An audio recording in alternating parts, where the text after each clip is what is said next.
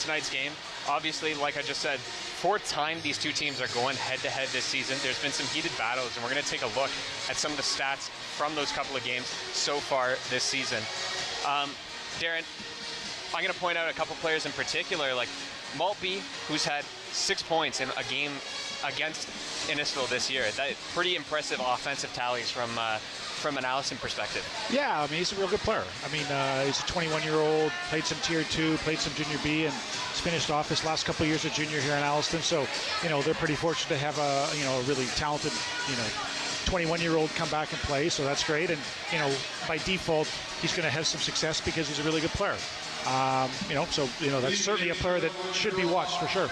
Well, another player we're going to be watching very closely tonight, we got a couple from each team.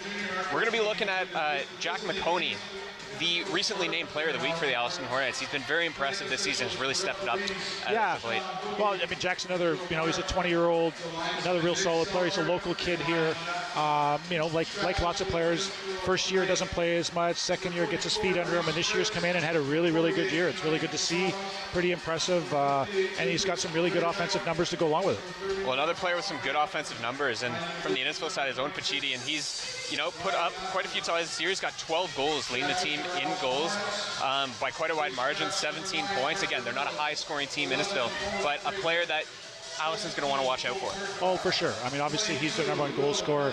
I just quickly talking to the coaches before the game, and they really like him a lot. They really feel like he's a kid that could go to another level if he chooses to, and obviously has the offensive skills to go along with it. Is there anything else you're looking forward to tonight? Just, is it going to be a little bit heated? Because like you said off the top, both teams coming off losses. Well, I mean, hey, I think anybody that want to win, I mean, you got to bring intensity, you got to bring aggressiveness to the game, and in general, as long as it doesn't get stupid, that's a good thing. That's a good thing for everybody. And the more times you play against somebody, the more times it becomes almost a playoff series. And in the course of that, some stuff does happen, but usually that brings out the best in everybody as long as everybody doesn't cross the line. Well, that gives us a good segue as we're going to take a look at the Crothers division standings right now. These teams are separated by quite a few places. Alliston has been riding a relatively hot hand as of late in terms of games. Obviously, a 7-game interrupted by that loss last night to Stainer. Can they continue that momentum that they built up prior to that loss yesterday? Well, certainly on their end, they believe they will. I mean, I know they're dealing with some injuries and they're dealing with some sickness and stuff like that, and that's part of the deal, but that's what happens in the course of a season. I mean, you certainly want to build confidence. That's why you got 4 lines. That's why you got a couple extra forwards and 7D. On their end, they certainly would like to believe they can come out and get a good start. They've had a couple good games against Innisfil, and at the same time, they felt pretty good about themselves coming out. And if the team wants to be successful and be a good team, you just got to roll with it. And that whoever's up next got to play well. And Innisfil looking towards the bottom. Can they dig their way back into that playoff conversation? Oh, absolutely. I think I don't exactly sure where they are in the standings, but I think they're sort of 5th, 6th, and 100%. I mean, for a first-year team to come in, they're close to 500. I think again, talking to the coaches, they're actually pretty happy with how their season's gone, and, always want to do better. Everybody wants to do better, but at the same time, they've got some good, talented players, and, build on it, continue getting better, and at the end of the day, that's the confidence that you need for this year and for the whole program going forward. Well, we're going to grab something here, a little prop that's going to come in handy tonight. It's the teddy bear toss here at the new Tecumseh Rec Center. Darren, tell us a little bit about the initiative tonight. Well, yeah, the organization, I guess, has got a teddy bear toss that, whenever the Hornets score their first goal, assuming they do, whoever's got a teddy bear, I think it's, people spend $5 or $10, whatever it is, to buy the teddy bear, goes over the ice, they collect them, and then deliver them to the hospital, which is a great cause. Great cause, as always, like you said. Something to look forward to tonight, and if history has anything to say, there's going to be a lot of goals tonight, so I think the fans are going to get to throw their bears at some point. Well, I would imagine the hospital and the charities definitely want to. Yeah, for sure, Darren. We're going to be back shortly as we throw it to ice level for the anthems tonight and get you ready for puck drop. Ladies and gentlemen, at this time, we ask you to please rise. Remove your caps for the playing of our national anthem.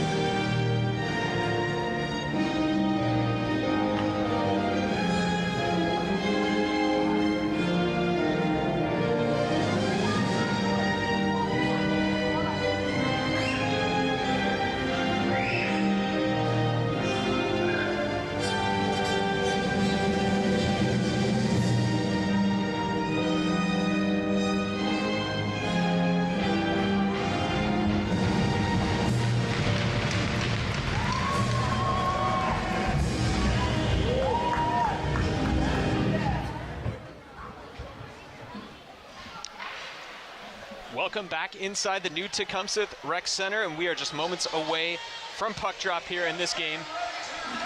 Fans are ready for the teddy bear toss tonight. We're going to take a look at the starting goaltenders this evening.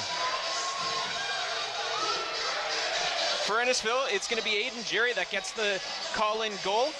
Played in a game earlier this year against the Alliston Hornets and fared decently, but as we discussed in pre-games, there's been a lot of goals in these games, so it's not going to be too friendly of a one for goaltenders, I'd imagine. And on the Alliston Hornets side, it's going to be Rod Lewis that gets the call. Or sorry, excuse me, Kevin Holleran's going to get the call. He's got a .904 save percentage. He's 8-1 on the year, rocking a .278 goals against average. He's been steady all season. He's going to need to be here again tonight as puck is dropped and we are underway. It's the home team Alliston in white. Innisfil in their black and red uniforms, the away jerseys. Puck is backhanded to center ice. Puck pursuit there, and Maltby going to give the puck away almost immediately. Good recovery, and Alliston looking to break out. Hiles takes a hit on that side as he tried to enter the zone, was denied. Thrown to an open side. Crafty play there by McConey. He's going to try and walk into the center. 1-on-3, takes a shot, and a good save there from Jerry. He's going to cover in our first whistle of the game. Wow, it's interesting there. 40 seconds into the game, almost first goal. And the only reason I bring that up is whenever they had the teddy bear toss here 3-4 years ago, Alliston scored about 15 seconds in. Barely got the game going, and you get a couple hundred teddy bears tossed out there, so it certainly slowed the feel of the game down right away. Certainly would, and quite a few fans packed in here on this Friday night, so hopefully the ice is going to be nice and covered. We'll see. Puck is in the corner. Players digging away. 4 people in that scrum, and the Spartans going to look to break out here on that side. Owen Pachito, their leading scorer, is going to chip and chase. Neat little backhand try. Taylor's going to backhand it out to center ice. He'll immediately relay that back into the path of his teammate. Puck is played along the ice there. Behind the goal, first hit of the game. First real big collision, gets a good reaction there from the home fans. And over the line, Protopapas shot, hit the shin pad in front, and that's golfed out of the zone. Power as Alliston looks for that stretch pass once again, but this time it's not going to connect, and that's going to be an icing. A bit of a tough play there, but do a reset, start in your own end, obviously. Like to hit that pass. They've tried it a few times early on in this game, Darren. That stretch pass from defense, looking to spring the offense quickly for an attack. Well, ultimately, it's what you want. I mean, get out of your less time in your own zone is a really good thing, and as long as everybody's on the same page and knows what's going on.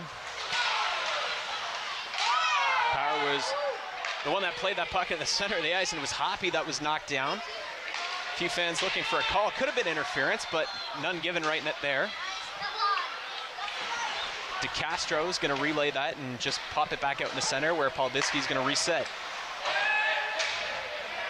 That one goes the length of the ice again. We've got our second icing call.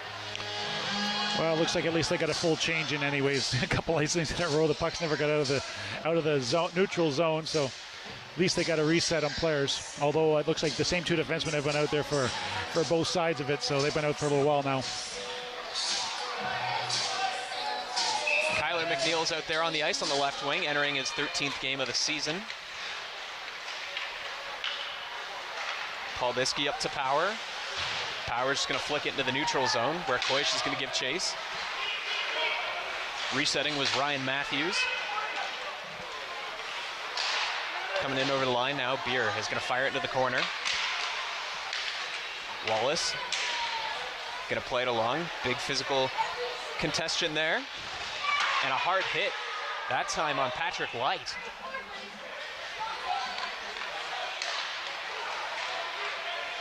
Koish attacking the line with speed. Good puck pursuit there from the Spartans, trying to disrupt that attack, but Koish, tenacious play, going to stick with it, and eventually is muscled off the puck.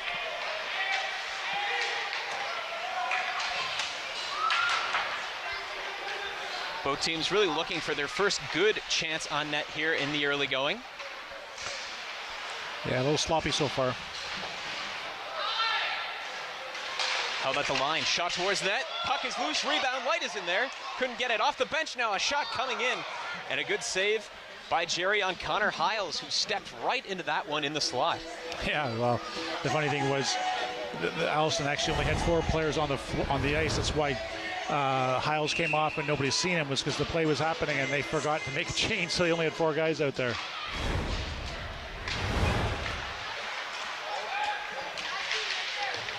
Puck on the boards there. McConey engaging physically. This is Maltby. Gonna survey his options. Puck eluded him though. And the Spartans are gonna be able to gain control, and they're just gonna flip it the length of the ice. This may go far enough for icing, and it does. And yet another whistle here in the early going, as both teams really just trying to adjust to one another so far. Yeah, I mean, ultimately on either end, somebody wants to create some momentum in the offensive zone, create some zone time, start to feel good about themselves, and right now it's just sort of going back and forth right now. Puck was won by Taylor. That shot coming in by Power. He had an excellent look there in the slot, and he just put it wide.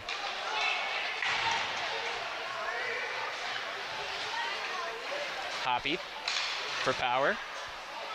Power going to delay. Backhand to forehand, then he's knocked off the puck. Goes to get it right back. And eventually it's just flicked into the neutral zone, where the pressure comes from Caleb Tiffin Seminara. Here's a shot coming in. Good blocker save there from Holleran.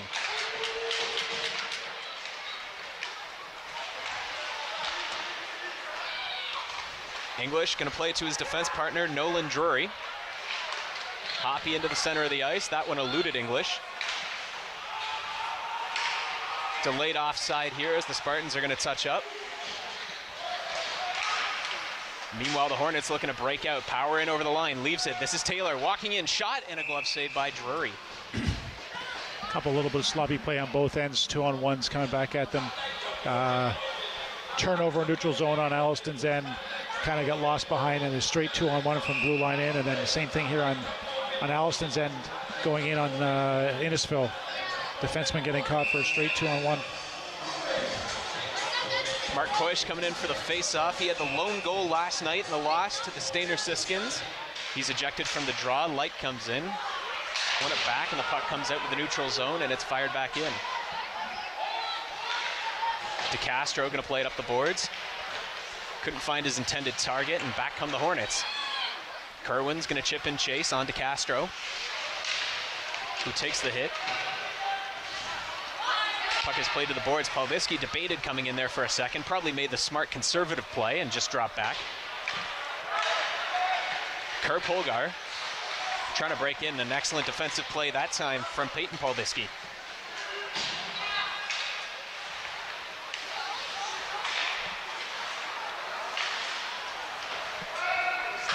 Puck is played into the neutral zone, down the ice, and we've got another icing call. That's at least 4 or 5 of them so far, so a little bit either sloppy on the passing end or on the receiving end, either way. It's, nothing connecting on either end right now. Do you attribute some of that on Alliston's end, just to the point that they're playing in the second half of back-to-back? I don't know. I mean, hey, I hear what you're saying. The reality is these guys are 17, 18 years old, 19 years old. They should be able to make it work on a back-to-back. I mean, it's just the way games go sometimes, obviously. Puck is played over. Pachito's going to play it. He was looking for Kerr Polgar. Couldn't connect with him, and I believe that plays offside. Yeah, I would think both teams just sort of need to settle down here and just be hard with what you're doing. Keep it simple. Try to get in and try to get some zone time on the offensive end. That's where you gain your confidence. That's where you can gain some momentum and build off it. You know, win this shift and then go out and win your next shift. Same idea, and repeat.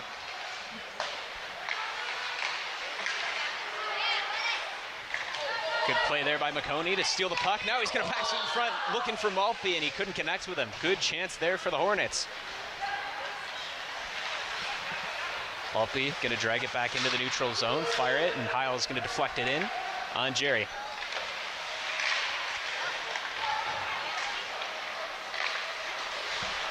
Puck intercepted there from Caleb Wallace. Good hold at the line, and eventually just played out beyond Vitali.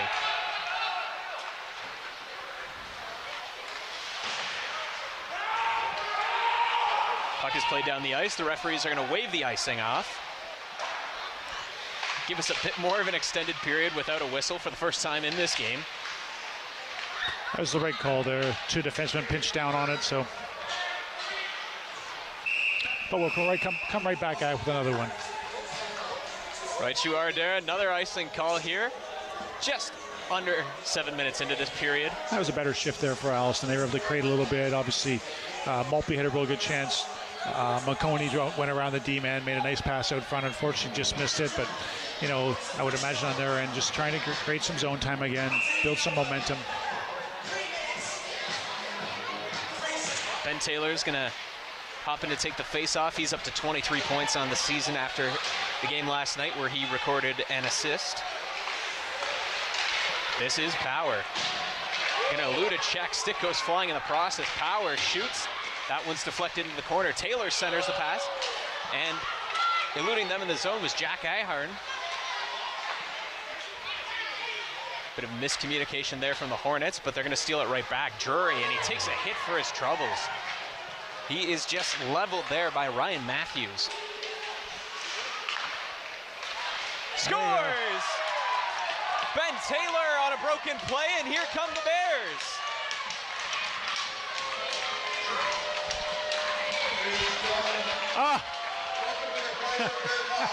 You can see the Bears going flying over the ice. A bit of a loose play. Ben Taylor is going to be able to score the first of this game and makes it 1-0 for the Alliston Hornets. Yeah, it was a nice shot. Nice shot. Broken play, like you say, and ultimately he's able to come down and let the Bears fly, right?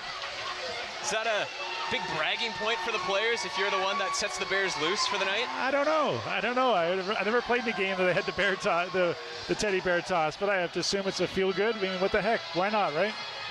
Well, an excellent shot from Ben Taylor. Like we said, broken play, and he's just able to find the puck first and beats the goalie over the glove side, and onto the ice come the paramedics. Yeah, I'm not quite sure what that is. They're bringing out little net and stuff.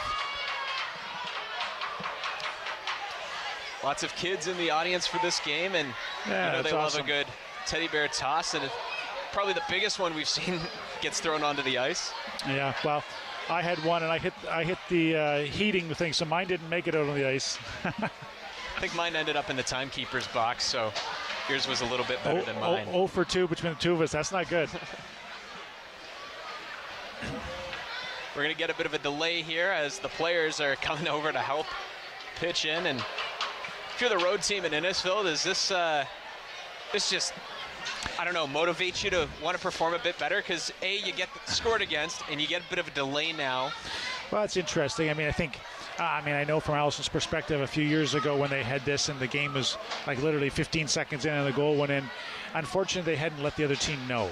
And so they were a little peed off, as they probably should be. But I know for a fact Innisfil knew this was it. And everybody understands and supports, because every team has to do these kind of things, and it's a good cause. So, you know, you're aware beforehand, you know why you're doing it. Gives you a bit of a reset. Certainly shouldn't be any momentum on either end on the end of this, because the delay here is certainly enough that everybody will have forgot about the play itself, actually. You see here, the players are still pitching in now with garbage bags on the ice. A lot of Bears, that's good. Well done to the players for coming over to help out, as we see Vitali skate away there with a big bag of Bears. Yeah, that's good. Always nice around the holiday season, especially to have initiatives like this. Yeah, for sure. For sure. Yeah, Innisfil's had a really good year, though. I mean, coming in, I mean, it's really a pretty unknown how their season's going to go. New organization, brand new team. Dave Kelly and staff have obviously done a really good job for them to you know, right now I think they're at 10 and 11. To be 500 or right around 500 is a really good stepping stone for them as an organization, and something that they can really build off as they go forward. Yeah, 10-11 start. They haven't had much success against the Alliston Hornets, but not a lot of teams have in this division. Pretty much the only one to have success against Alliston is the Stainer Siskins, and who are just running the Crothers division right now. But good opportunity here for Innisfil to sort of disrupt that funk against this Alliston team. Well, I mean, I guess that's probably the way most leagues would go, is, you know, you try to have success and build off the teams you really can compete against, and not that they can't compete against Alliston. And Stainer certainly right now is the class of the league for sure. But, you know, every time you play against them, that's how you get better, that's how you build, that's how you get stronger as a team and individually. And, you know, as a coaching staff, I know from talking to them, they're feeling confident and feeling really good about their chances to continue to get better, which is ultimately, as a coach, as an organization, as a player, that's all you're wanting to do. Yeah, they've certainly had some good performances from players this year. We're thinking Owen Pacito, who we mentioned off the top of the year, and Angelo Protopapas, not to be forgotten about as well. Same number of points, both on 17 this year. They've been playing a lot together, so good to see. Protopapas is a 16-year-old as well. I mean, that's a really big accomplishment for a 16-year-old to come in and, you know, be first, second league leading your team in scoring. I mean, it's a tough thing to do, you know, 16-year-old coming in and playing against 20, 21-year-olds. But we're seeing a couple of more Bears just thrown onto the ice there, a little bit of aftermath. I think those were ours, the ones that didn't make it over. Has to be.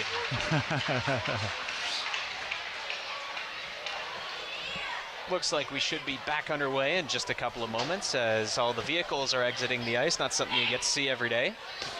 No. Forgetting that it's on ice here, the vehicles are trying to turn, and all of a sudden they can't turn because the wheels are locked.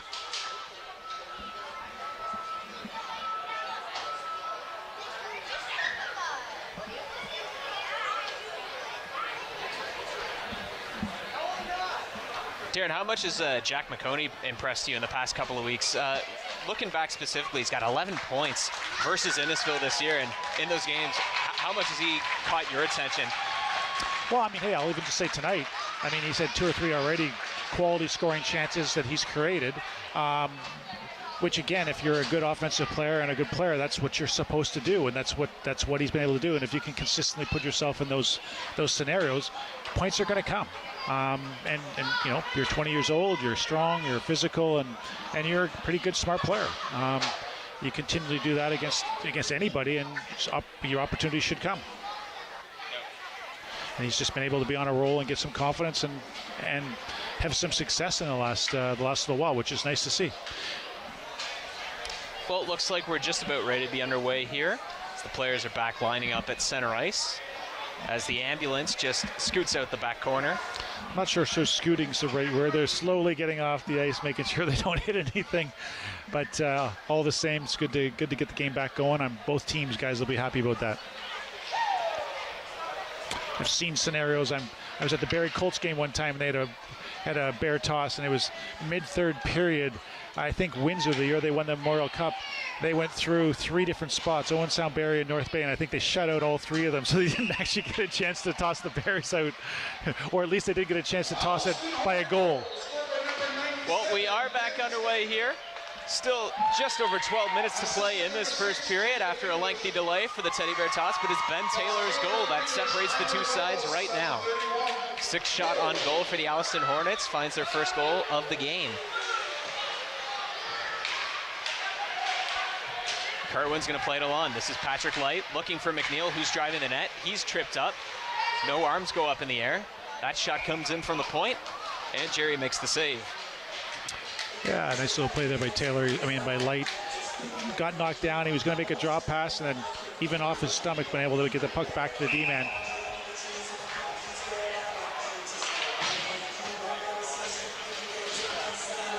McConey's going to come in for the face-off, wins it back, shot. That was deflected, dribbled just past the goalie.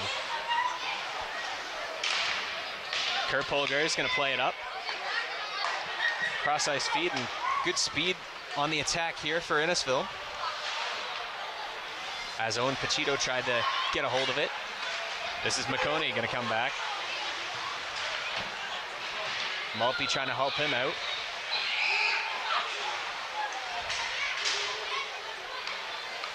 Now it's played back for Vitali. Couldn't find the intended target. Owen looking cross ice. Tip pass, couldn't connect. And then it's stolen back. Kurt Polgar, backhand pass, couldn't find him. Hiles. He knocks it down, takes a cross check for his trouble. Good stretch pass, tipped into the zone there by Owen Pachito. He's after it. Good shifty play there from English. One of the better puck movers on this Alliston side is McConey's got a break here. He's going to split the D. Comes in, hooked, shot, got away, and Aiden Jerry made the save. And I think McConey's asking the question of penalty shot there. Yeah, it was actually nice breakout. English made a really nice play in his own end, and then nice pass to Maltby. Nice one-timer to one-tight touch pass to McConey. Sorry, straight up the middle for a breakaway. It was a real nice breakout play.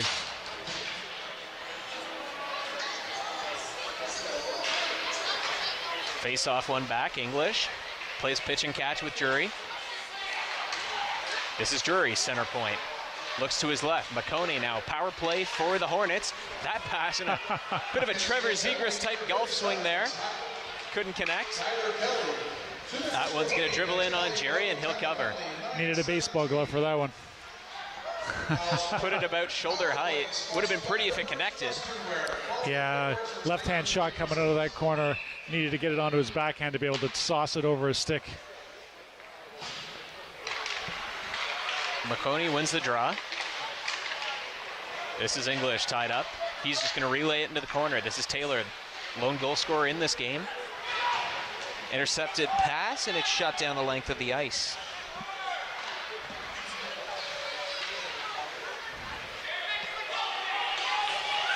Drury going to look left. Maltby in over the line.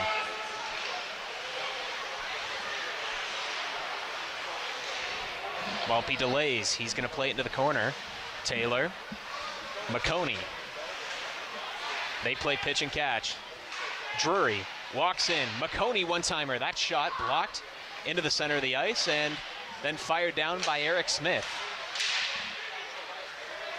Good back pressure there from Maltby. Trying to strip the penalty killers of the puck. Makes a good dangle there. He steps in on the left side. That shot from a weak angle. Stopped by Jerry. McConey. Stolen, centered, and Maltby shot his block. That was better power play there. Oh, and a good steal there, and here comes a shorthanded chance there for Pachito. And a good stop there from Holleran as Innisfil looks dangerous shorthanded, pretty much out of nothing. Yeah, I was going to say, I'm not really quite sure how that play happened. I would think the play was going down the ice, and it kind of got stopped at center, and I think a few Alliston guys are going off thinking the play was dead, and all of a sudden it's 2-on-1. So we take another look at it there. Just got into the skates, a little bit of Picote there. Holleran's not had much to do so far in this game, but has to be alert on plays like that, so good goaltending. This is Power. He's going to delay.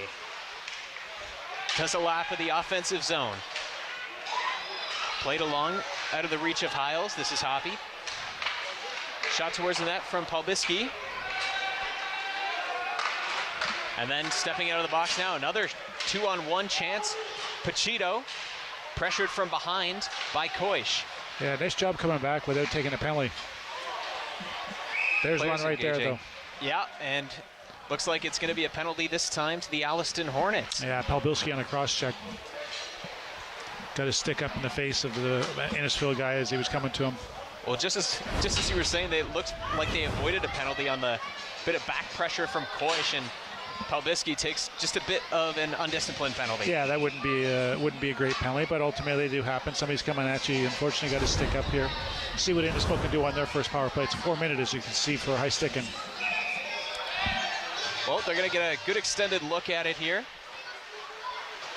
Power play is not much to ride home about on the season. Neither of the special teams really are for this Innisfil Spartans group. They're clicking at just under 20% on the power play.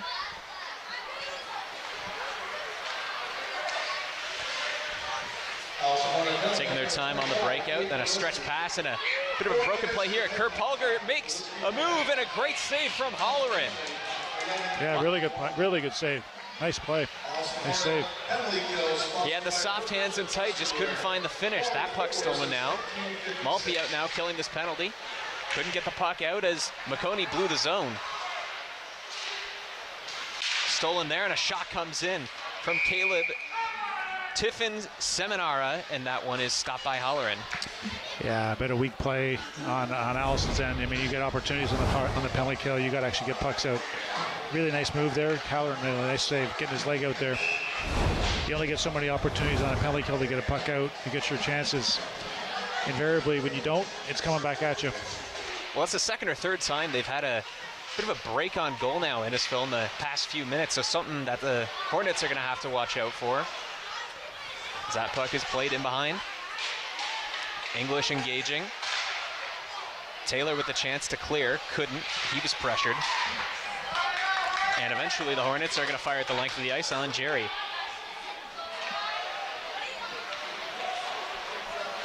.250 to go in this extended power play for the Spartans. Tough play there. Power play, bring it around the boards. Not something you want to see for the coaching staff, as that pass intended for Pachito hit him in the skate. And again, the Spartans are going to regroup here. Good neutral zone coverage right now from the Alliston Hornets. That puck is played away from Luke Zabo. He's going to lift a stick and reclaim it behind the net. Zabo looks to the point. McKyland looks this side. That shot eventually came in.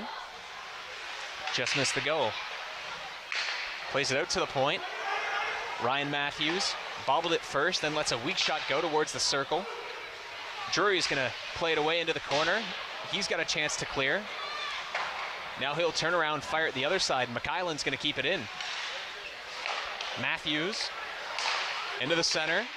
Turning shot, bumper play. Good save from Halloran. Matthews slap shot. That one just missed the goal, not by much. McKyland keeps it alive, and eventually the Hornets get a hold of it, and they're able to clear. And the penalty killer is definitely in need of a change there. Yeah, well, for sure. And Innisfil did a decent job moving the puck around.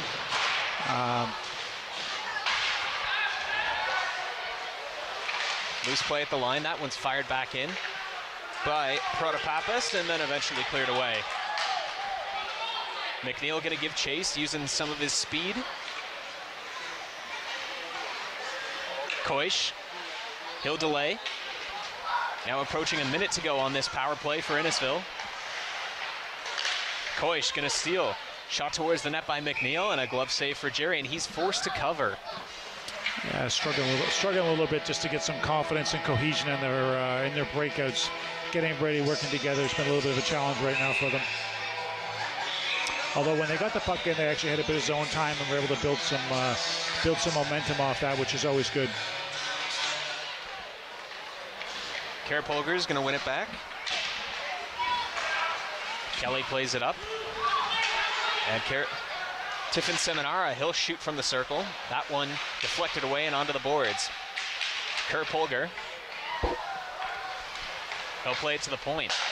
Kelly. Centering pass there from Seminara. And the puck is shot down the ice, and Jerry's out to play it. Kelly gave it away. Maltby trying to take down the last bit of this clock, and then levels his man. Tenacious forechecking there from the Hornets. Kelly. Lots of puck possession, no real grade A's in terms of scoring chances on this power play, which is just about 8 seconds from done. Yeah, it's just working together, right? As you know, you got to be able to support each other when you're trying to zone entry on a power play. And too much separation. Those long stretch passes, although they look good every once in a while when they work, when you're on a power play, you really want people coming, supporting each other, working together as they go up the ice. That way, if there's a breakdown, there's support to be able to get loose pucks. Well, while the Hornets remain one of the most penalized teams in the Crothers division, good news is the penalty kill is humming along just fine, now approaching 90% on the year, and that's a remarkable number. It is, but unfortunately it's not something that's always sustainable, so at some point you got to be able to stop taking penalties as well. So it is good, though, when you do get them, to be able to kill them off. Absolutely, and that puck just played out of the reach of Maltby. Paul Biskey's going to step in. He'll shoot it towards the goal, knocked down by DeCastro. And Smith's going to carry it out over center ice. Tries to make a move. Oh, and he does. Good stick lift, and that one just hopped over the stick there of Joshua Byer. Dangerous chance there for the Spartans. Puck comes to the point. Norman shot. That hit a pad in front. And it was McConey who's now favoring his left leg a bit. Got him in the toe. Norman chips it out of the reach of Caleb Wallace. That one's relayed along the boards, out of the reach of his teammate there, Hoppy. This is Paul Biskey. Looks the other side, and it's carried out. Jerry out to play it, had the pressure coming from Hoppy. Him and Taylor sandwich a man along the boards. As Drury takes a hit, and chance for the Spartans to break now. But they've got men getting in each other's way. As we get a whistle now. Looks like interference against Alliston in the neutral zone. So another chance on the power play for the Innisfil Spartans coming up. As we just mentioned, it's the outstanding Alliston penalty kill they're going to have to get behind, but you'd have to think, Darren, if they continue to take penalties, they're going to give Innisfil a route back into this game, you'd think. Well, I mean, for sure. I mean, you can't, I mean, yes, there is games that you can go and you can kill off 9-10 penalties, but that's not a success route over time to do it. And, you know, if you get enough shots from the point with traffic, eventually something goes in. That's going to be held at the line by Kerr Polger. McIsland, the defenseman. He'll step into one now. Shot towards the goal. It's a beautiful tip pass and a great goal for the Innisfil Spartans. And there it is. The power play strikes. And it's Johnny Protopappas at the side of the goal. Yeah, I mean, again, if you continually give teams chances, give them opportunities, defensemen get to the middle of the ice, shots, traffic around, that's what happens. We take another look here, and it's just really a beautiful fake. Really nice play, really nice play. 55 McClellan actually had his head up on the backhand. Rather than just rifling it to the net, he looked for a stick, and Pasito had his stick there. Nice play, nice goal. Well, they didn't get a grade A chance at the net. Good grade A look at all during the first power play, but they make short work of the next one. And another dangerous shot just wide of Holleran. Now that one skips in front. Good block there, and Alliston scrambling a bit now in the defensive zone. Sure. Golf towards the goal by Protopappas. And that one's going to hop over the goal. So it was Owen Pachito that was credited with the goal, and he adds to his team leading tally now. That's 13 goals on the season for him. An impressive tally, and he, you know, keeps his name as the danger man for this Innisfil Spartans team. Well, he's around the net with a stick on the ice, and defenseman made a good job head up and actually seen a stick. So good job on their part. Chance now. Hoppy was calling for the puck, so he was looking to break. Power's going to play it. He'll give it away in center ice, and another chance for the Spartans to break. Tiffin Seminara whistled that wide of the goal. Back to the point. Kelly. McIsland calling for that puck.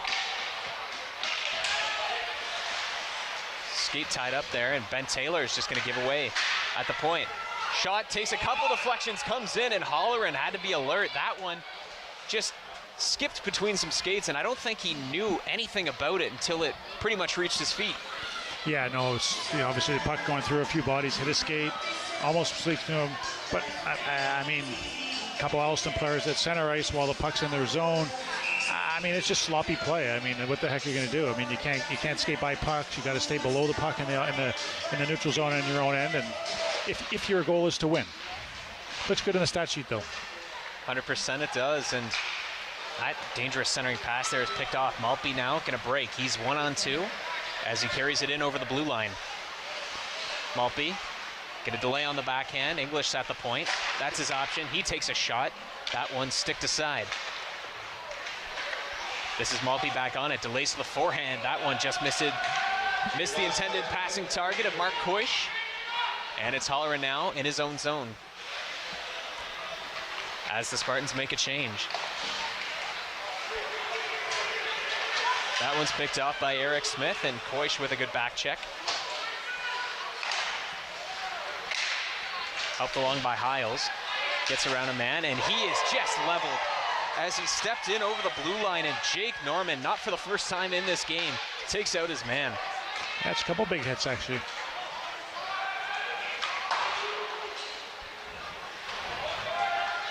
Oh, he's going to get on it himself now as he chips and chases the puck. That's a centering pass. Dangerous one, too, from Caleb Willis. Chance now for Alliston to break. We got 15 and change to go in the period. Good back pressure. Power. Perhaps time for one last shot. He goes in. Just putting on an absolute clinic of stick handling. Power. Centering pass. And Alliston's going to run out of time in the first period. And it finishes 1-1. A quick start for the home team in this one with the early goal from Ben Taylor. But it was Owen Pachito striking late in the period for the Innisfil Spartans. Yeah, I mean, obviously on Innisfil's end, it's nice to come back. 1 point, the shots were 7 or 8-2, but they also had 3 power plays to come back and gain some momentum. Those are the things that Alliston's going to have to continue to stop doing, is taking penalties. And then Owen on Innisfil end, when they get the power plays, take advantage of them. Exactly what they did. Well, an intriguing first period of play, but we will be back shortly as we take a quick break now, and we'll be back for the second period.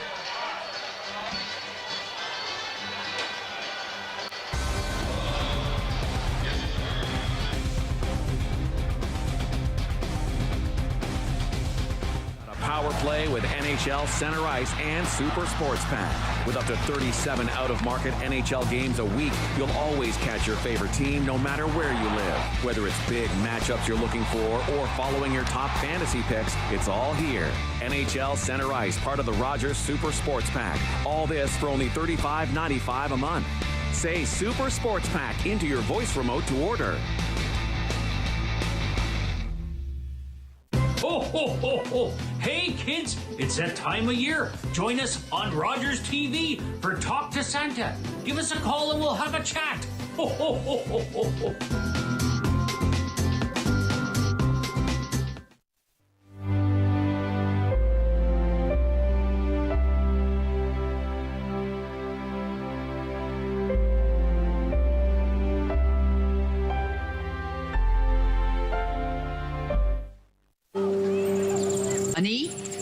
I'm Carolyn King, and I'm a member of the Mississaugas of the Credit First Nation and the creator of the Moccasin Identifier.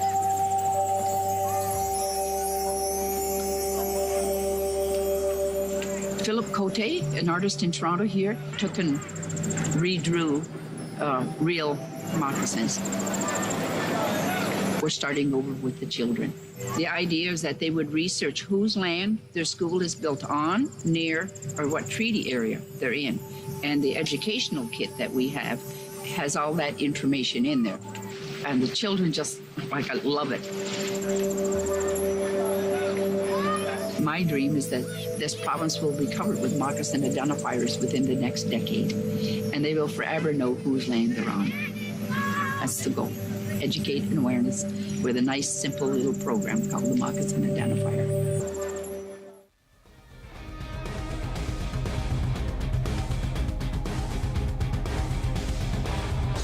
Welcome back inside the Newton Tecumseth Rec Center. Nick Robinson and Darren Shannon here to bring you a bit of a breakdown of the first period of play. And Darren, it really was a tale of 2 periods almost in that first period. A fast start for the home Alliston Hornets, but the Innisfil Spartans coming back with a couple of power plays later in that period, able to tie the game up.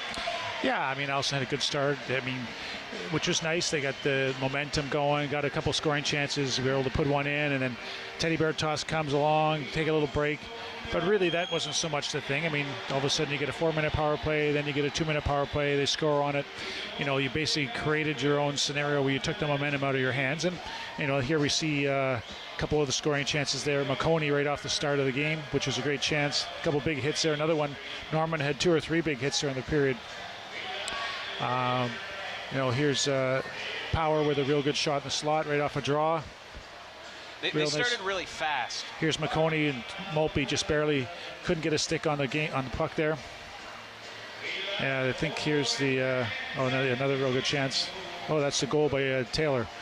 English made a real nice pass across the slot to Taylor as he's coming down the middle.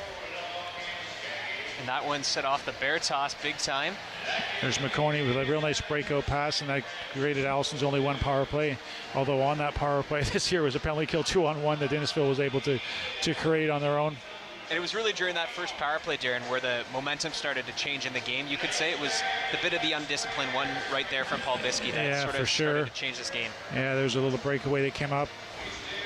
Yeah, I mean, it's just some of the stuff that you can control. There's just a big hit by Maltby. There's no penalty on that. That was just being strong on the play. Overskating the puck. A couple of good chances Innisfil had late in the game that they did late in the period that they didn't score on. Here's the one they do score on, which is a real nice play. Real nice play there from the defenseman to find his stick as he's going to the net.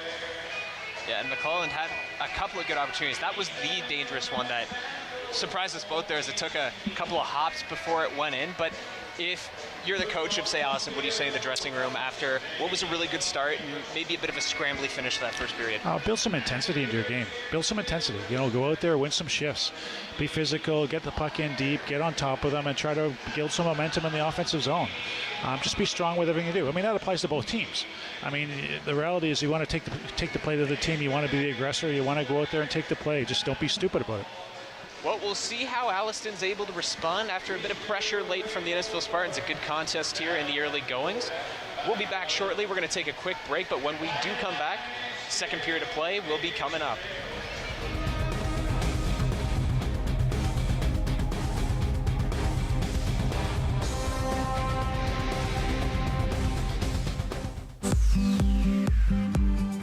Hi, I'm Lise McCourt, the president of the RVH Auxiliary. Although we can't be there in person right now, the volunteers, the people that you see in the blue vests, continue to raise funds for RVH. We've been a fundraising force for RVH for over 125 years, having raised $12 million in the past 12 years. The Auxiliary continues this work with our most recent pledge of $5 million. All proceeds go to patient care at RVH. Our jackpot draws will be held monthly with early bird prizes for each draw. In our first jackpot draw, the winner took home over $36,000. The early bird prizes include a combination of cash and gift cards supporting local businesses. The Auxiliary raises funds to help ensure that when our loved ones need care, they have the best available right here in our region. So buy your tickets early and don't miss out on your chance to win. Do you have something to share? Let everyone know about your next meeting, your need for volunteers, or your fundraising event on the Rogers TV Community Billboard. Send us your words and we'll bring them to life on Rogers TV and rogerstv.com. When it's time to spread the word, go to rogerstv.com to add your announcement to the Community Billboard. This holiday season, fall in love with Very Merry Movies on City TV. There's no better time to take a leap of faith than Christmas. Grab your hot chocolate. Thank you. And get ready to snuggle up. Stay in our pajamas and watch movies all day. With your new festive favorites. You're late. Or maybe I'm right on time. Make it the most wonderful time of the year with all new Very Merry Movies all season long on City TV. Or stream on City TV Plus, the app, or citytv.com.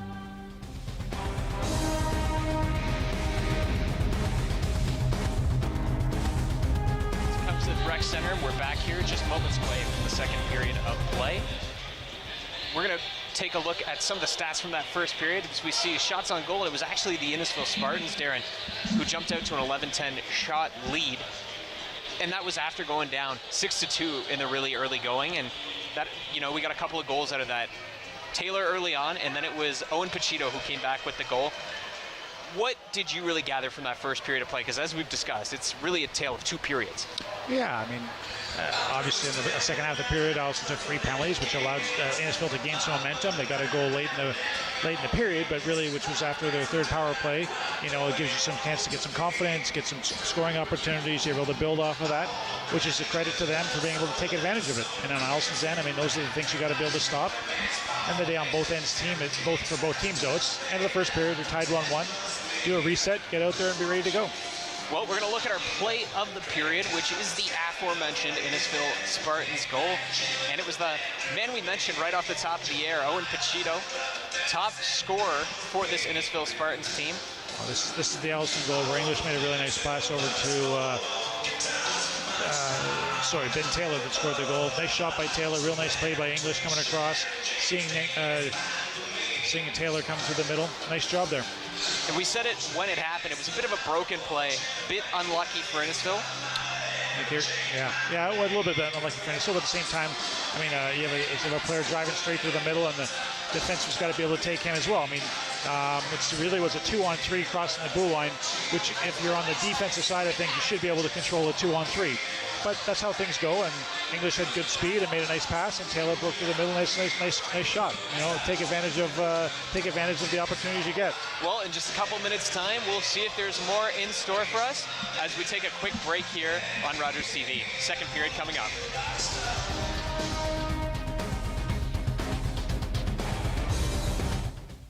Welcome to the traditional, ancestral, unceded territory of the Stalo people. The Stalo are people of the river. I'm so thankful for the courage and resiliency of our ancestors who lived on this land since time immemorial. Each of us have gifts from the Creator, and our Creator has a plan and purpose to be fulfilled in our territory. As we embrace our traditional teachings, we can lead the next generation into the fullness of what our Creator designed. Our shared history reveals a broken relationship, but as all Canadians commit to hear truth, acknowledge injustice, we can learn to walk in our traditional way, Letsamot, with a good heart and a good mind. Then all of our lives will be enriched. Kwasai.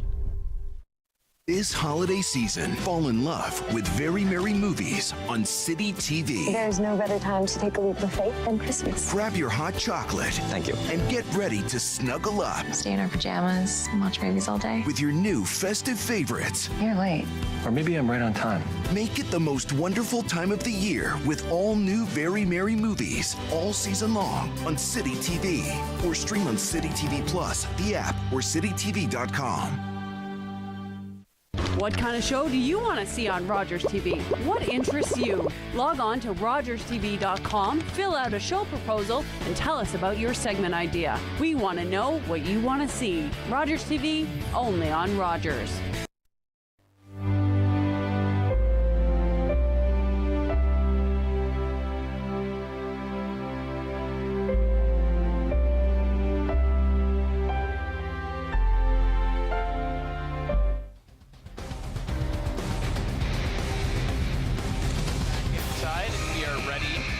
Puck drop here for the second period between the Alliston Hornets and the Innisfil Spartans. Just a reminder, this game is tied 1-1. An early goal from Ben Taylor got us off and running with a nice teddy bear toss. Cool spectacle you don't get to see every day. And then it was Owen Pachito who tied the game late in the first period for Innisfil, who really built up a lot of momentum towards the end of that period. So we'll see if they're able to continue it here. But Darren, you got to think Alliston's going to come out a bit harder in the second period, especially after they were being pushed around a bit towards the end of that first. Yeah, for sure. Yeah, I mean, Norman in particular actually probably laid 3 or 4 guys out, made some really nice strong body plays.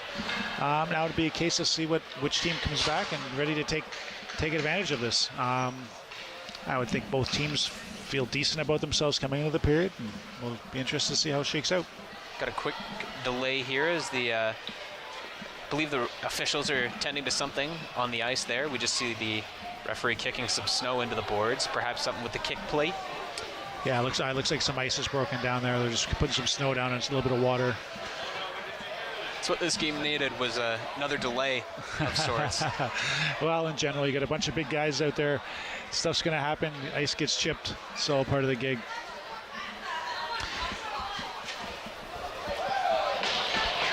Looks like we're finally ready to go. Jack McConey, the player of the week for Alliston, is in to take the face-off again.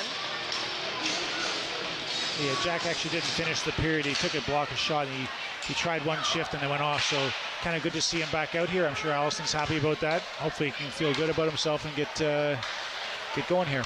Well, he's already looking pretty fleet of foot, so we'll see. We'll keep an eye on that foot as the period progresses, as Innisfil is going to look to clear the puck out. Connor Hiles there, stepping in the way of that. Paul Biskey looking to hold the line. Just about did. And Seminara allowed him to touch the puck there. Puck is eventually fired up the boards. And then regrouping are the Spartans. This is Ryan Matthews. 9 points on the year for him. Puts him tied among defensemen on this Innisfil team. Stepping in over the line now, a good chance for Luke Szabo. Paul Biskey tied up by Szabo, fights him off and plays it to Maltby on the other corner. Maltby's had a lot of nice solo rushes in this game here. Here goes another one. Takes on all comers, chips it to himself, and he's gonna hold it as Alliston makes a change on the defensive end. Yeah, it's interesting there. I mean, they were a couple solo rushes. I wouldn't say that's the strength of Maltby's game. Not that he can't do it, but he's a big, strong guy, and get in there, create turnovers by being a good skater and being around the puck at all times. Here's Taylor. He's got a chance. He's got a step towards the goal. Shot right into the breadbasket of the goaltender. It's kicked out. This is Power. Lots of room to shoot.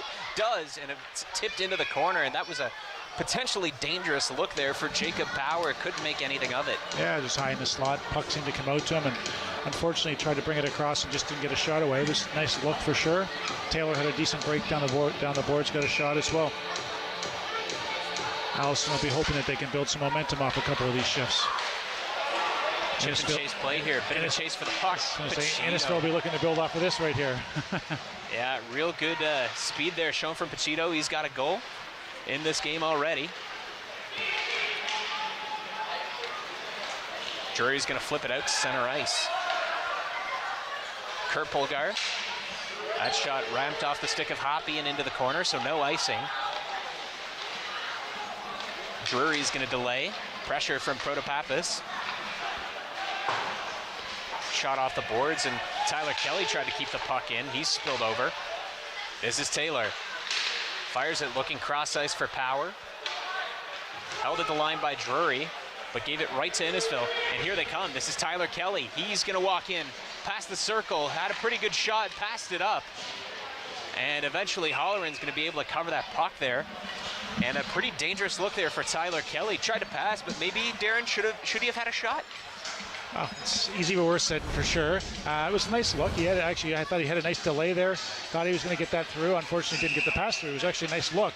I'd say the bigger thing, if you're on, good on Innisfil end for sure, but if you're Alliston's end, that's 3-on-2 and a 3-on-1, 2 shifts in a row. One pass beats 3 guys. That's, again, not a solution that you're looking to have much success. Well, credit where it's due there to Nolan Drury, who came back and made an excellent defensive play, much better than I thought at first glance. Yeah, for sure. Came down, blocked that pass. That was Norman who fell over. He's had quite the physical presence early on in this game as McNeil plays it over for Kerwin. McNeil's going to follow up, but it's offside. Yeah, not actually sure that puck ever actually got out, but this is what they called. 16:48 here to go in the second, and much like the early portions of the first period, a lot of stop-start here early on. Yeah, nobody's able to really grab a hold of the game here and sort of take charge. Well, 1-1 score line. It's not bad for a game of hockey, but considering some of the other ones that there have been in this fixture in this season, September 25th, final score between these two teams, Alliston 10, Innisfil 4.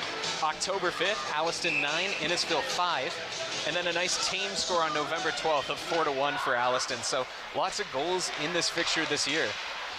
Well, there's still lots of game to go. We'll see how this thing ends up.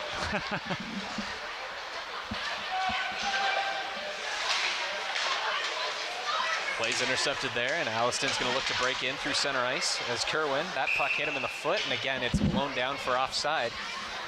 Yeah, a lot of stops and starts, a lot of just nobody's able to gain any momentum here. Looks like McConey's off the bench again right now. So on Alliston's end, they sort of changed lines up here a bit. Got Koish has moved up with Maltby, and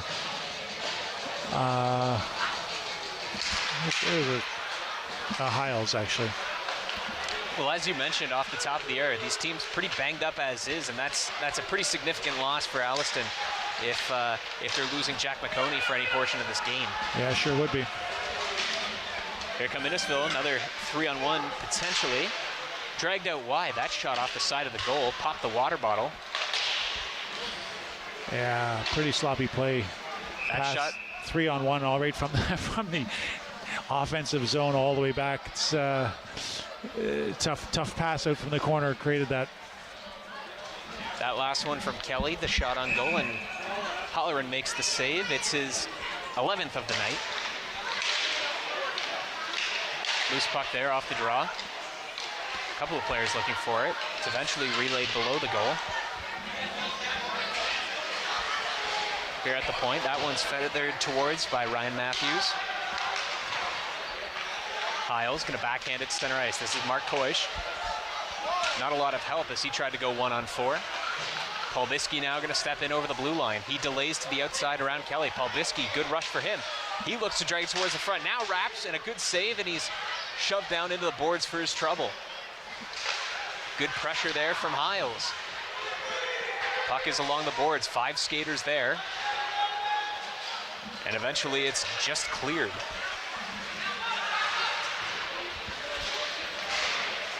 Polbisky, he falls and pushes the puck into the offensive zone. Power chases, and we've got a whistle behind the play and a slashing penalty upcoming here. And I think this is to the Alliston Hornets again. Yeah, and unfortunately those are the ones that I didn't see it directly, but what I do know is the puck's in the below the goal line and the penalty's in the neutral zone. I'm slashing, so I'll just take a shot in the dark and say it was behind the play, and it's usually a retaliation of some sort. Well, another go for this power play of the Innisfil Spartans, clicking at around 20% on the year. They did score on their last opportunity. There's a good chance right off the draw. McClellan gonna look for Ryan Matthews. 2 defensemen out on the play. Bit of a scramble there. Wrestling for the puck, and Ben Taylor is gonna come up with it, and he'll just skate it out himself. Goes 1-on-2, delays to the outside. Shorthanded chance here. Taylor shoots. That was a high shot. And Jerry's just gonna release the puck and let the players go. Good work here on the penalty kill from Ben Taylor. As McClellan's gonna step in and help him, and now all the players are gonna step into the corner there. Not ideal for the Innisfil Spartans, but a chance here on the break, potentially. Everybody behind the rush, and it was Caleb Tiffin Seminara who went in on his own.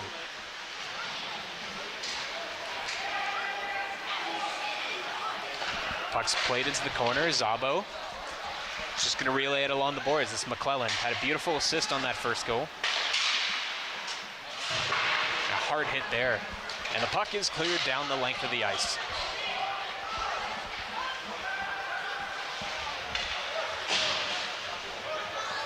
Under 50 seconds to go now on the power play. Jake Norman tried to wrestle the puck out of the zone, could not. Matthews plays it to nobody in particular, so Jake Norman's gonna have to step in. Bit of a disjointed power play this time. Yeah, they just haven't been able to get it in zone and set up too much the way they'd like to. Here they got a zone entry and see if they can create something here. Dangerous one towards the goal. Pachito settles it down. Good chance for him. Played to the point. Norman gonna step in. That one blocked by Hoppy, and now he's hobbling. Played over, one-timer shot. Good save from Holleran. 2 saves from Holleran. Fantastic effort to get across, not only to make 1, but 2 saves. Yeah, a couple nice saves, a couple nice plays there on their end, on Innisfil's end, quite honestly. And Alliston's nice to be sure. Well, I guess, sorry, they got 7 seconds left on the power play, so our penalty kill. We'd like to be able to clean that up and get on to play some 5-on-5 here. Well, as we saw on the replay there, fantastic second save there. Yeah, sure was. Kevin Holleran had to be really alert. Now a shorthanded chance here as the penalty expires. This is Hiles gonna come in. He's got Maltby. Maltby takes it off the skate. Diving was Jerry, and he made the save on his back. And it's gonna be at the Innisfil Spartans who have to send the puck the length of the ice here. And it's gonna be an icing. Yeah, nice chance there on Alliston. Kill the penalty right from the off defensive zone. They get a 2-on-1 all the way down. Hiles made a nice little play, and Maltby had to take it off the skate because the Innisfil guy was doing a good job back checking on him. I would on Alliston's end, I'm sure they'd like to stay out of the box here and try to get some momentum going. And Innisfil's end, if they can continue on doing what they've been doing, which has been able to create some scoring chances. Tanner Kerpolger wins the faceoff, but Hiles intercepts. He centers the puck, and it's picked off there by Kerpolger. He's going to carry in now on the left wing, plays it to the center. Owen Pachito, one-handed poke towards the goal. Good alert pad save from Kevin Allerin. Now at the point. That shot comes in, hits some legs in front. That went off the stick of Ryan Matthews. Puck's played to the open side. Good hold at the line from Zach Owen.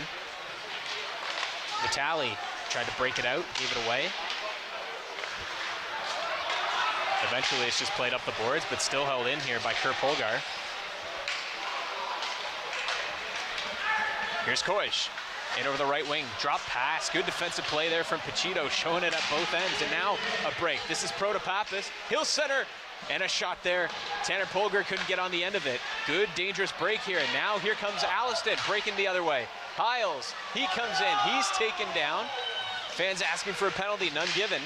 Paul Biskey plays it towards the goal. That one's loose in front. And a good play from Kerpolgar, who stepped in from forward to break that play up, and it shot the length of the ice, but not far enough for icing. A little bit back and forth here right now. Big hit behind the play there, has everybody jazzed up as it's played to an open side. Wallace was the one who was pressed along the boards, and it's going to be Eric Smith now that carries it. End-to-end play here. Smith taken into the boards by Paul Biskey. He's going to delay to the forehand. Now he'll shoot it towards the goal. It's loose out in front. 2-3 whacks at it. Holleran. Good goaltending there. Strong on his skates. That one's now whistled into the left corner. And it's going to be Ben Taylor that plays it up. Here's Power. He'll shoot far and wide. Referee's got an arm in the air, it looks like. It's a delayed penalty. And it's going to go to the Innisfil Spartans. Alliston still with possession. Goalie pulled. Holleran goes to the bench. Extra skaters on. This is McConey. He's back. He'll hold it himself. Play it to the corner. Hoppy. McConey. Good puck possession here. English. Waits. Shoots. Deflection. And a good save from Jerry. And it's batted out of the air by Tyler Kelly. Yeah, it was nice shot by English, actually. Looking for his stick. Nice deflection. Goalie made a really nice save.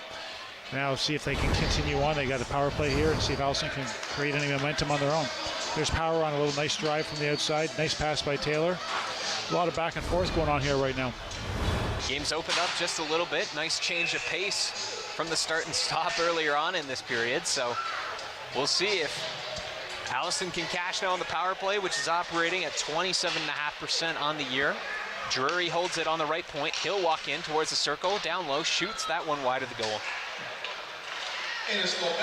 Taylor plays it back to the point, hopping around, a good keep there at the line. English, he walks in, shoots in right into the Spartan crest of Aiden Jerry. Yeah, it turns out to be a nice shot by English. A bit of a broken play for sure. Jury seemed to get himself, it worked out pretty well, but Jury got himself caught on that boards over there. It's a good thing that puck stayed in because Innisfil had a couple bodies going the other direction. Yeah, it was the forward Ben Taylor that kept the line there, and good thing. Would have had some skaters coming back the other way. McConey plays it to the line. Jury going to walk in. A couple of head fakes. English had it hop off his stick. Plays it in behind. Taylor couldn't caress the puck. And the Spartans with a chance to break now. They're 3-on-2 shorthanded. Now 2-on-2 as one drops back. Weak shot fanned on towards the goal. Sticked into the corner by Holleran. Yeah, that's some weak play on the power play. Right from the offensive zone, 3-on-2 with nobody coming back. It's tough look. Good interception from Maltby after breaking up a shorthanded chance. McConey gets it to Maltby, a shot deflected wide. Good chance there. Yeah, good job by Maltby going to the net. McConey, a really nice look there.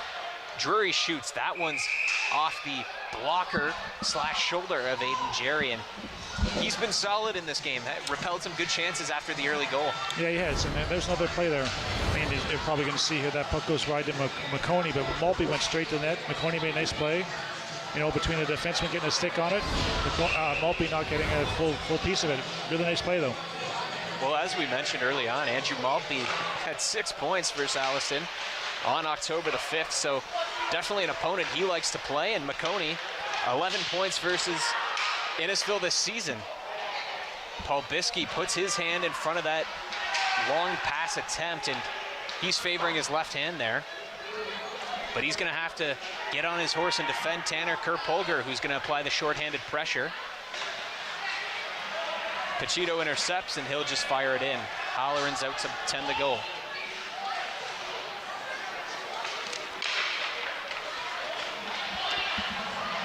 This is Power.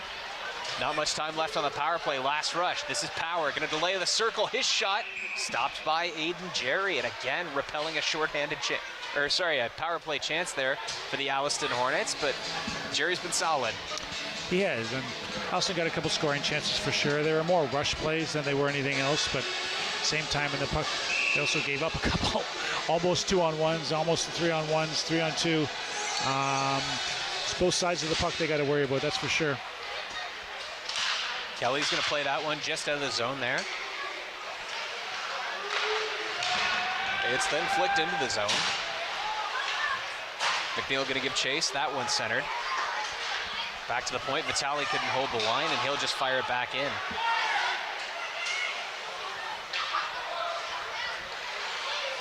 Kelly, that one knocked it down by Kerwin. Thought it would have been a high stick. Was not. Or was, and it just didn't get called.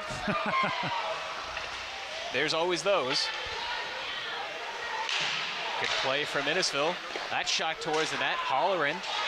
Don't think it eventually reached him, but he was set in position. And over the line now, this is Kerwin. McNeil, he'll shoot towards the goal, and easy glove save for Aiden Jerry. As we got some extracurriculars now in the corner as McNeil's going at it, and he'll tackle his man down. Surely somebody's going to take a seat for that.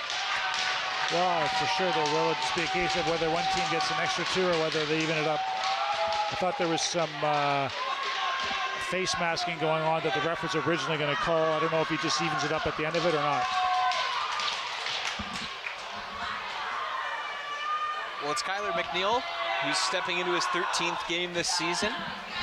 Just the 1 goal on the year for him, but he's been reasonably productive. Got 6 points in those 12 games so far. Yeah, he started the season off on the injury list. He broke his wrist right at the end of training camp, which is a tough way to start the season. So obviously just getting himself back in and trying to get confidence in his body. And funny enough, it's his first trip to the penalty box this season. One of the only players on this team with no penalty minutes to his name. That changes now.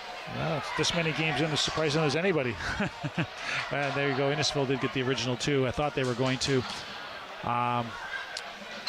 Thought they were going to give him an extra 2 because it looked like there was a bit of face masking and got right off the original call. Yeah, it looks like Jordan White's going to be assessed the extra penalty, so a power play incoming for the Alliston Hornets as we're just past the halfway point of this second period. No goals in this period. Scores tied 1-1. As the players are just configuring their spots on the ice, making sure they're all on the same page as Adam Hoppy's going to step in to take the face-off, captain on captain. Well, just similar to what we were just talking about on Innisfil's end here. Alliston's had a few power plays in a row. See if they can actually take advantage of it now. Paul Biskey's going to hold the line, plays to the left point. Hiles down low. Hoppy surveys, finds the open man. Power, he couldn't get a hard shot off. The puck is loose in front. Coy's trying to bang away at it. Power steps in. Eventually it's played up. Good keep at the line by Paul Biskey. Kelly had it hop off his stick. Still on it, pursued by 2 forecheckers now. Good look for Alliston. Eventually Kelly's going to try and dangle himself out of the zone. Not every day you see that from a defender. Held at the line by Hoppy. Saucer pass. Paul Biskey one-timer. Shot sticked into the netting, and a good couple of looks there for Alliston on the power play. Yeah, there was a bit of. I mean, the big thing is puck retrieval. They actually won a few loose pucks, which is what you need to do if you want to sustain pressure. Here's the opportunity here.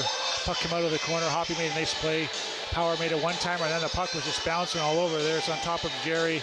There's a couple good chances, which is anything else he was able to do was on puck retrieval, which really is what power play is all about. You know, you have 5-on-4. It's a case of being able to outnumber them on pucks and get it. Drury looking Comes to the side, Taylor walks in, shoots another save for Aiden Jerry as that total continues to pile up. 22nd shot of the night for Alliston here, and we still got 27 minutes left of hockey to play. Yeah, for sure. They've been able to get a few chances, a few pucks at the net here on this power play. They've had 2 in a row here now, so at some point they would like to try to take advantage of it. Aiden Jerry looking for his 6th win of the season. He's been solid tonight. .908 save percentage on the year for him. As that one's played to the left boards. Drury going to hold the line. He's pressured, puts it off a skate now, and a potential shorthanded chance there. Drury does well, good body positioning. But Kurt Polgar is going to take it away. That shot towards the goal from Tiffin Seminara. And we've got another whistle here. It looks like another penalty upcoming. Maybe one each team here. I'm not quite sure what the call is. Roughing on both sides. Yep. Looks like Caleb, Tiffin Seminara, and Drury are going to take a seat. Bit more extracurricular play behind the whistle there. Alliston still got 47 seconds left on the original power play, so see if they can take advantage of it. They got the number 1 unit out there and see if they're able to do anything with that. Coney wins the draw. This is Paul Biskey. No look. Pass intercepted, and Eric Smith there applying the pressure. Taylor over for Maltby. Maltby's going to skate through the center ice. And this time it's offside as he went on yet another dash in this game. 2 minutes for slashing. Yeah, it's number 7, Nolan Drury. 2 minutes for roughing. not sure exactly what happened there, but you got it. Again, I don't know exactly what's holding on, but far side of the ice, you should be able to try to hold the line to be able to gain the zone so you're not going offside on a power play. Well, coaching staff responding accordingly. They're going to put the second unit back out that had some pretty good looks early on in this power play. Paul Biskey. Just going to fire it straight down on Jerry, who's going to play the puck himself. Plays it all the way out for Smith, and it's a pretty good stretch pass. Smith, good delay play. He'll walk into the center, shot. That one stick in the lane from Hoppy. Played it away from him. Now Power. In over the left side. Power shoots that one off the glove. Koish going to give chase. He'll center a shot. That one just missed the goal from Hoppy. Good look there. Just missed the net. Paul Biskey going to relay it along the boards. Hoppy. There's English. He'll shoot towards goal. Low shot. DeCastro in the way, and another chance here on the rush for Lucas Marshall. Couldn't settle the puck down. Now does. And he'll play it back to Norman. Paul Biskey on the intercept. He'll fire it in and get a change. Hoppy plays it into the center. Power couldn't settle the puck down. Open point now. That shot towards the goal is gloved down by Aiden Jerry. Yeah, so Innisfil did a good job killing the penalties off, which is what they need to do. Jerry came up with some nice saves. Quite honestly, they also had a couple, decent offensive chances that they created on the PK, but at the same time, Jerry's come up real strong and made some nice saves for them. Shot off the draw by Light, and that's held it, or it just gets by the defender at the line, Vitali, and it goes the length of the ice for icing. Yeah, I'm not sure if that was a set play or not off that draw. Bring it around. Lots of times I would say it was, but took a slapper around the boards on the glass. I don't know who would be hoping would get that. Good glove play, good hold at the point there. That shot comes in, glove save there. Yeah, it was a nice play there by Logan there. Logan Shannon being able to hold that puck in and get a shot away.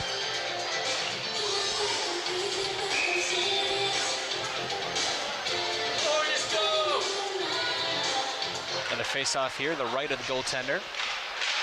Shannon couldn't hold the line that time. Kurt Polgar. He evades a back checker, plays it across on the backhand. Oh, an unlucky play there for Angelo Protopapis on his backhand. Didn't have too much. Probably wishing he was a right-handed shot right about then. Yeah, for sure. He's going to walk in over the line, though. Drops it. Pachito. Centers Protopapis off a shin pad in front.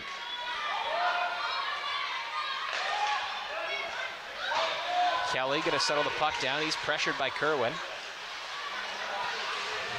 Pachito throws it the length of the ice, and Protopapis trying to settle it down.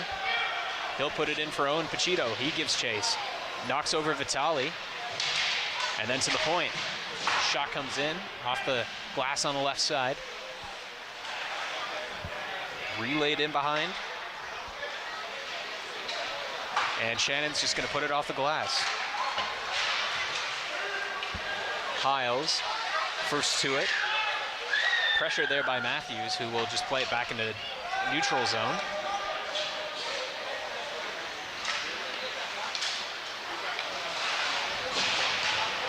Pressure came there from Wallace, as Paul Biskey's going to play it out, golfed into the neutral zone.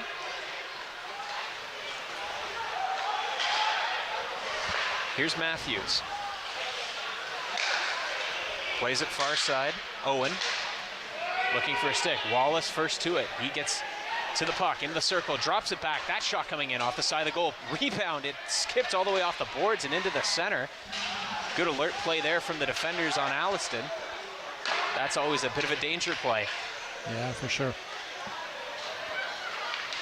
Malpe, confident stick move, and yet another rush. He's just having a lot of fun in this game, it looks like.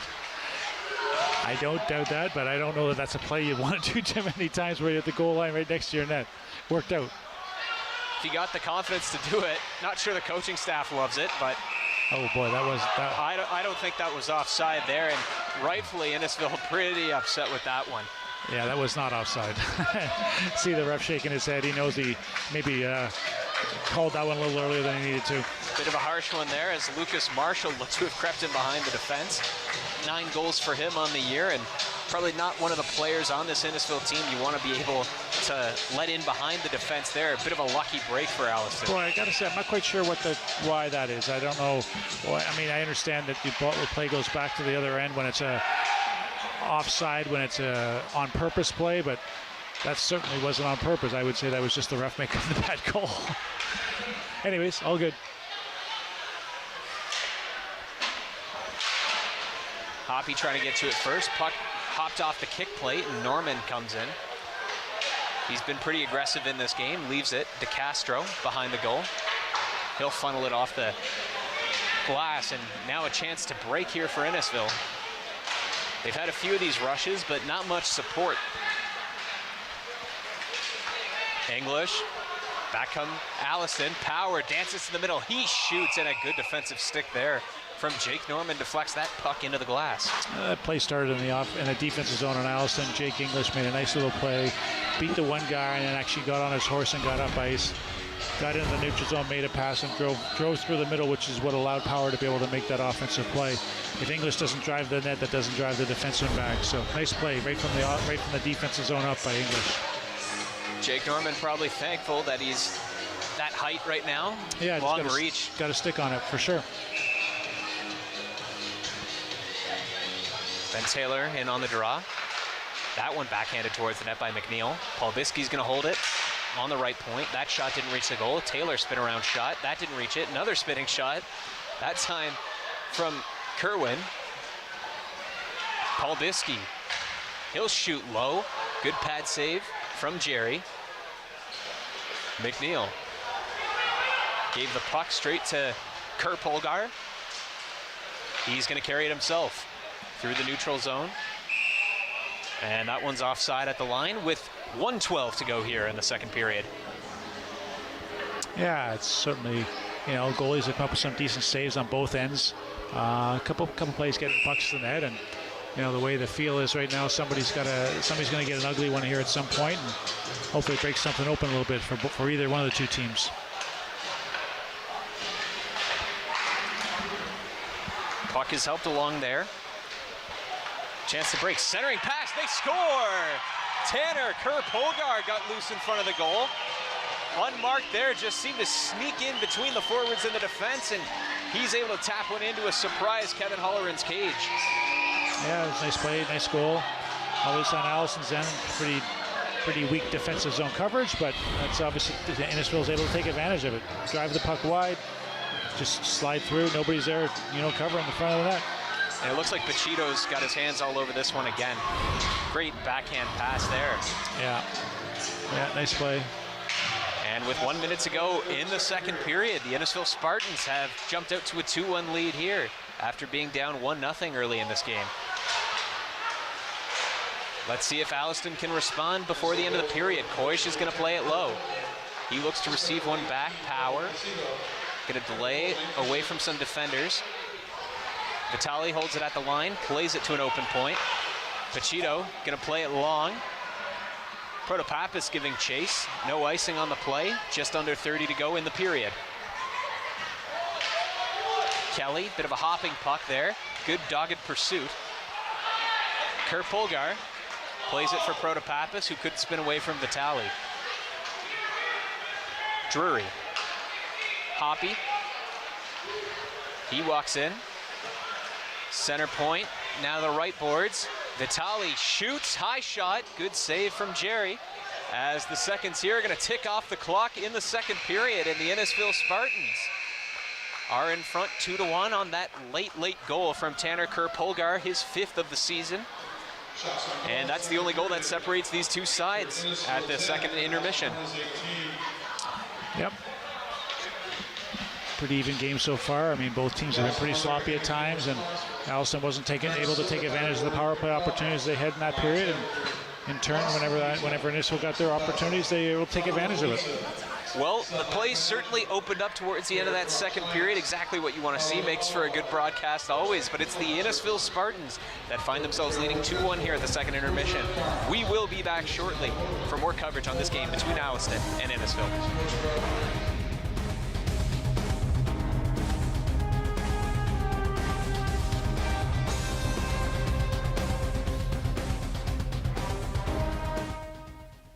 Watching hockey just got a power play with NHL Center Ice and Super Sports Pack. With up to 37 out-of-market NHL games a week, you'll always catch your favorite team no matter where you live. Whether it's big matchups you're looking for or following your top fantasy picks, it's all here.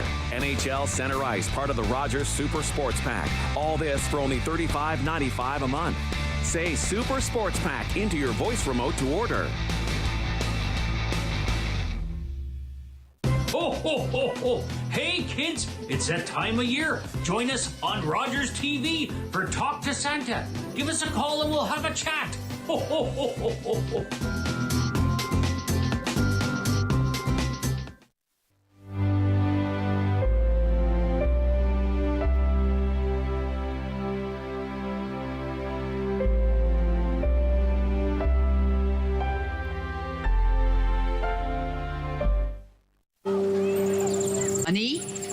I'm Carolyn King, and I'm a member of the Mississaugas of the Credit First Nation and the creator of the Moccasin Identifier.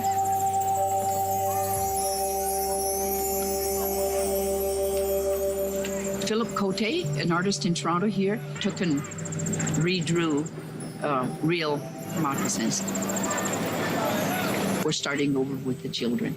The idea is that they would research whose land their school is built on, near, or what treaty area they're in. And the educational kit that we have has all that information in there. And the children just, love it. My dream is that this province will be covered with moccasin identifiers within the next decade. And they will forever know whose land they're on. That's the goal. Educate and awareness with a nice, simple little program called the Moccasin Identifier.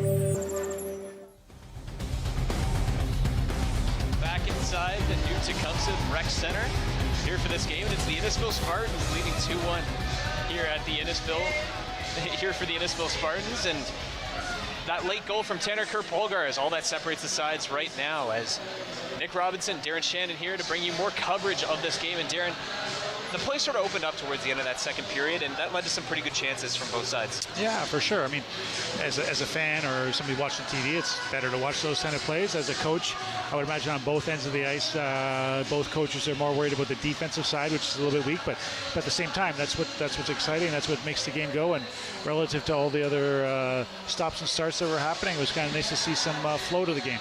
Well, pretty high tally in terms of shot count for both teams here, just through 40 minutes of play, and some pretty good chances here, as we saw.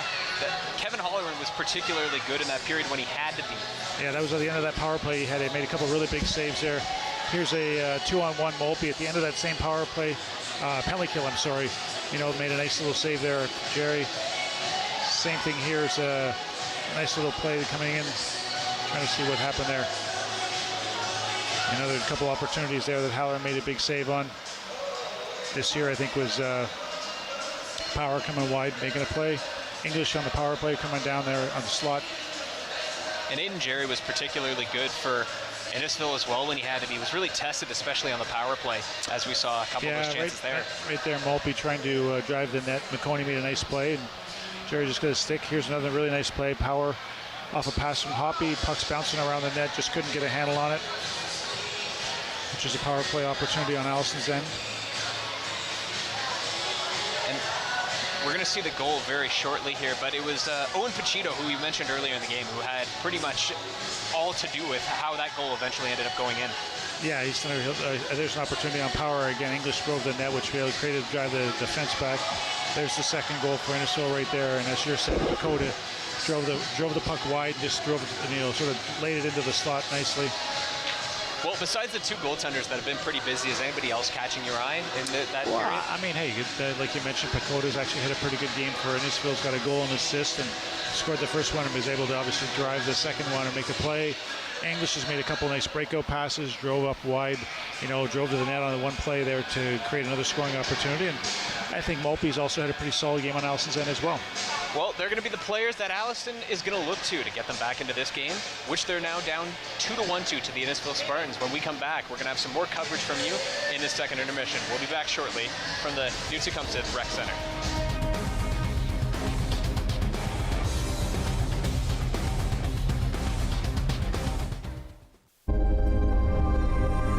Welcome to the traditional, ancestral, unceded territory of the Stalo people. The Stalo are people of the river. I'm so thankful for the courage and resiliency of our ancestors who lived on this land since time immemorial. Each of us have gifts from the Creator, and our Creator has a plan and purpose to be fulfilled in our territory. As we embrace our traditional teachings, we can lead the next generation into the fullness of what our Creator designed. Our shared history reveals a broken relationship, but as all Canadians commit to hear truth, acknowledge injustice, we can learn to walk in our traditional way, Letsamot, with a good heart and a good mind. Then all of our lives will be enriched. Kwasai. This holiday season, fall in love with Very Merry Movies on City TV. There's no better time to take a leap of faith than Christmas. Grab your hot chocolate. Thank you. And get ready to snuggle up. Stay in our pajamas and watch movies all day. With your new festive favorites. You're late. Or maybe I'm right on time. Make it the most wonderful time of the year with all new Very Merry Movies all season long on City TV. Or stream on City TV Plus, the app, or citytv.com. What kind of show do you want to see on Rogers TV? What interests you? Log on to rogerstv.com, fill out a show proposal, and tell us about your segment idea. We want to know what you want to see. Rogers TV, only on Rogers.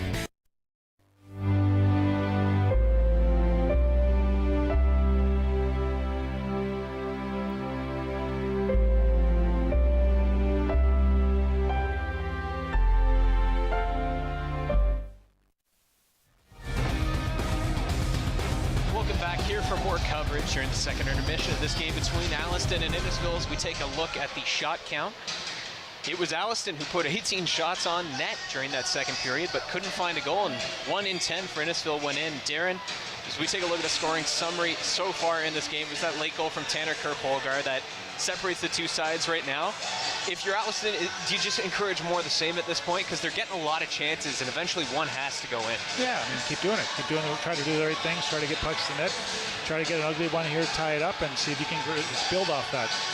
It's like Innisfil was able to get one late in the period, which obviously they've been doing a pretty decent job. Killed some penalties off and took advantage of the opportunity they got late in the period. Absolutely, and it's been a tight checking affair here so far. Lots of physical play, Darren.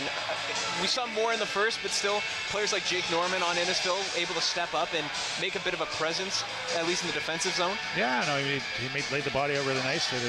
And in turn, actually, Alliston took a couple of stupid penalties in turn after that. So, they're doing their job, and on the Innisfil's end, they're ahead 2-1. They want to continue to keep the game simple, and they want to just try to build in this as much as they can. Well, we're going to take a look now at our play of the period, and it's the goal that separates the two sides right now. Owen Pachito with a nice bit of puck pursuit and a great centering pass there to Tanner Kerr-Polgard. Yeah, on the Pachito's end, drove the puck wide and just sort of laid it into the slot. Alliston obviously didn't do a very good job of picking a guy coming right down the middle. Well, we're going to throw it to a break now quickly, but when we come back, we're going to have the third period of play here. It's the Innisfil Spartans leading the Alliston Hornets 2-1 here.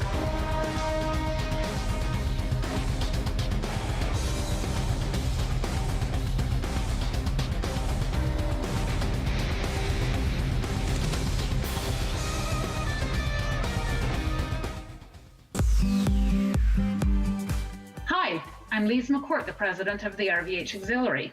Although we can't be there in person right now, the volunteers, the people that you see in the blue vests, continue to raise funds for RVH. We've been a fundraising force for RVH for over 125 years, having raised $12 million in the past 12 years. The Auxiliary continues this work with our most recent pledge of $5 million.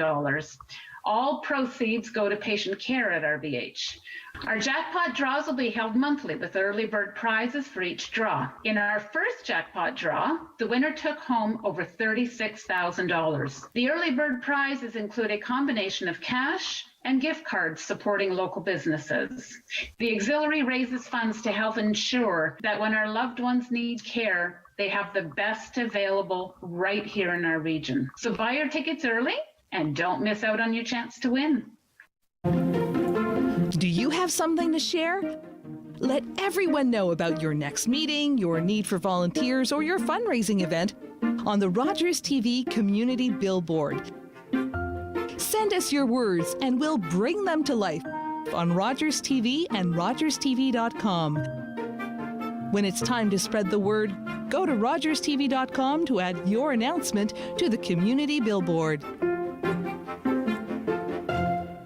This holiday season, fall in love with Very Merry Movies on City TV. There's no better time to take a leap of faith than Christmas. Grab your hot chocolate. Thank you. And get ready to snuggle up. Stay in our pajamas and watch movies all day. With your new festive favorites. You're late.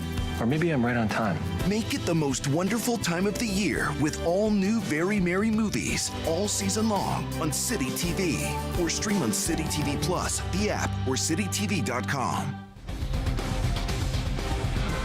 Welcome back here. Third period of play just about to get underway here between Innisfil and Alliston here at the new Tecumseh Rec Center. We're going to take a quick look at the out-of-town scoreboard here. And right now going on, it's Huntsville leading Midland 2-1 and Caledon up on Penetang 3-1. Those are the games going on elsewhere right now, but it's this one that we're more focused on, and it's Innisfil, who had the 2-1 lead over Alliston here. They've been under immense pressure throughout large periods of this game, but they do have a lead thanks to a late second period goal from Tanner Kerr-Polgard. It's all that separates them right now, but there's still 20 minutes of hockey to play. Let's see how it shakes out. Drury makes a shifty play behind his own goal. That fresh sheet of ice there as the puck slides around a little bit. English, good edge work. And Drury is just going to play it off the glass. McClellan tried to hold it. Potential 2-on-1 here. If Alliston can hurry, this is Taylor dropping for power. And a good play there from Parker McClelland. Hoppy jump to keep the puck in. Puck's played away from English at the line. McClelland on the intercept. He'll swing it far side. Marshall was coming in. Puck's relayed along back to Marshall. And then it's sent far side towards the changing Innisfil Spartans, and that's going to go the length of the ice, and it's our first icing call here in the third period. Yeah, we had a few this game. Alliston's got a tired group out there. Hopefully they can get possession of the puck and gain some zone entry and get a change. Obviously, Innisfil wants to do the opposite, take advantage of it, keep them locked in their zone.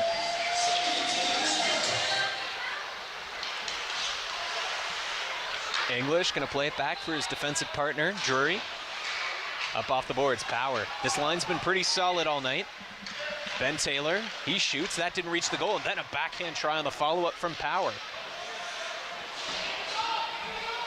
Kerpolgar plays it far side. DeCastro looks into the center of the ice. That one just out of the reach of Pachito.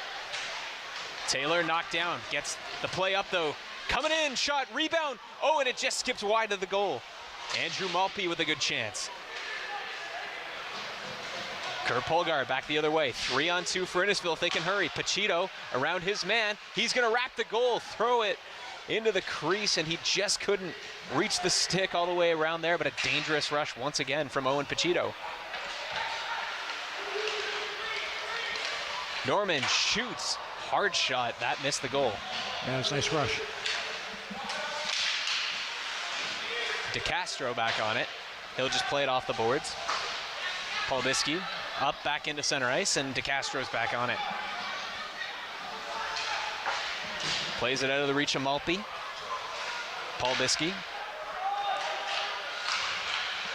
Played up the boards. Hiles with the little redirect. Matthews, assistant captain. Stolen there by Andrew Malpe. He's run into the boards. They're going to play it behind the goal. Owen, taken in by Malpe. And then he spilt there. I think he was looking for a call, didn't get one. Smith.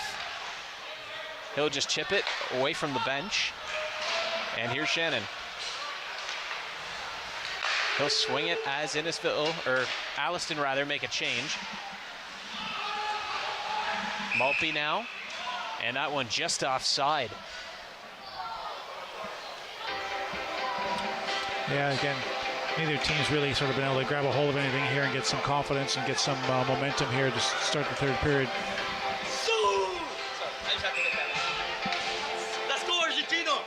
Common theme here in the third period is that both teams really have struggled to get a lot of cohesive play early.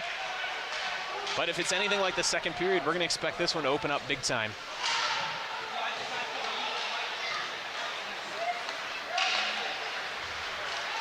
White played it to the open side. McClelland. He'll rush the puck up himself, takes a shot, weak one. And Holleran's going to glove it down, and we'll get a face-off. Yeah, I mean, it's sort of playing into what Innisfil wants to do. I mean, let the game sort of sleep away. They're up 2-1. They prefer to keep it this way and, you know, keep the game in the neutral zone. Not really have anything sort of crazy happen. Alliston got some, and the puck's loose in front, scores.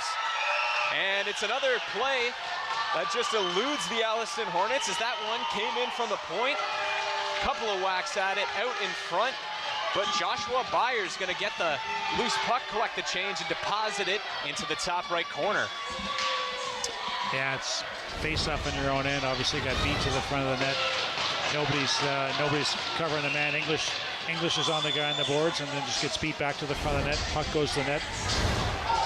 Pretty basic jobs on a face-off, and everybody's just got to know what they're supposed to do before the puck gets dropped. Yeah, a bit of a textbook goal. Puck comes in from the point, and Fire completely unmarked in front of the net. He got at least 3 whacks at it before he was eventually just able to shelve it. Innisfil got a penalty there. I'm not sure if that was for taunting or if that was for unsportsmanlike or what it is, but Alliston's got an opportunity here, down 3-1, and all of a sudden get a power play. This is certainly one of the opportunities you've got to be able to take advantage of if you want to come back in this game. Yeah, got to think if you're Alliston, got to perhaps strike here, keep this game within reach. There's still 16 minutes left, but 1-goal deficit has now become 2. And their 6-game home winning streak is on the line.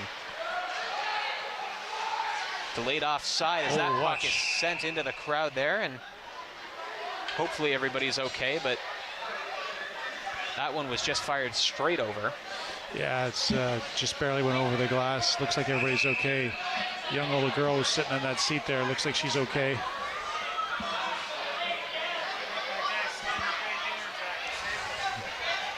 Bit of a disagreement here over what happens, because that puck was fired straight over the glass. Yeah, I'm not sure what the refs saw. Should be face-off in the offensive zone. That was just a straight defense from Innisfil. Just fired the puck straight over the glass. Oh, you know what? No, they don't do power penalties at this level. In the NHL, that would be a penalty. Looks like Alliston's called a timeout. Actually, it looks like. Pressing up the big weapons because they do need to convert here. Just 17 seconds into this power play opportunity. 16:05 to go in this game.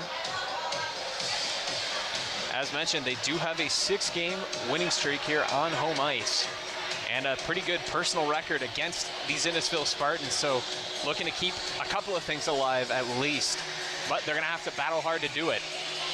Yeah, I mean, it starts here on the power play right now. I mean, ultimately, you got 5 and they got 4. Go and outwork them.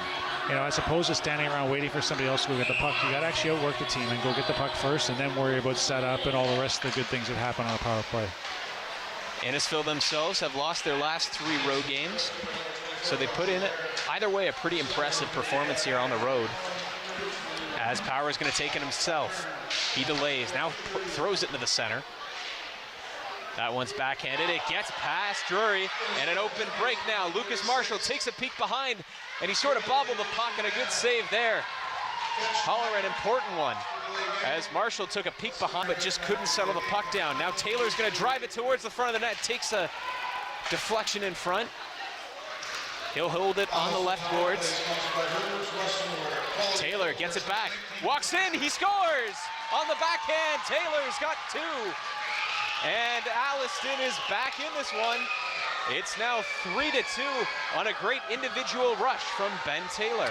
Yeah, boy, it's, I mean, on Alliston's end, they take advantage of the power play. Great job. Taylor, nice job walking off the boards.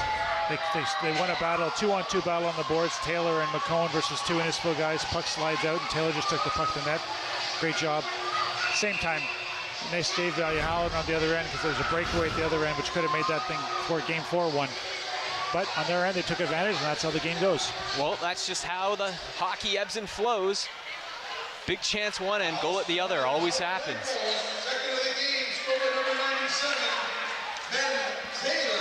Paul Biskey's going to take it over the left side. Hill center, that one comes in. Loose puck in front, Koish.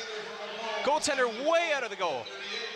Paul Biskey plays it down low, Hoppy. Back to Paul Biskey. He'll keep it alive. Kurt Polgar is going to look to release them 2-on-1 here. Protopappas plays it across, and Pachito just couldn't redirect it onto the goal. Paul Biskey. Here's Hoppy. In through center ice. Good rush again. Here's Hiles.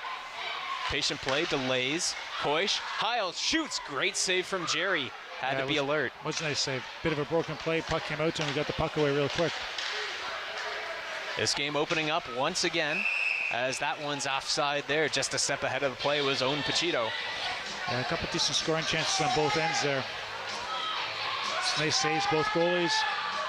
Hopefully they create a bit of life and energy here to the game and see if we can't get the last 14 minutes to have some good hockey from both teams. Well, Aiden Jerry's certainly been busy. He's now seen 31 shots on goal, and just 2 have gotten by him. Couldn't hardly blame him for either one. No, neither goal was a goalie goal.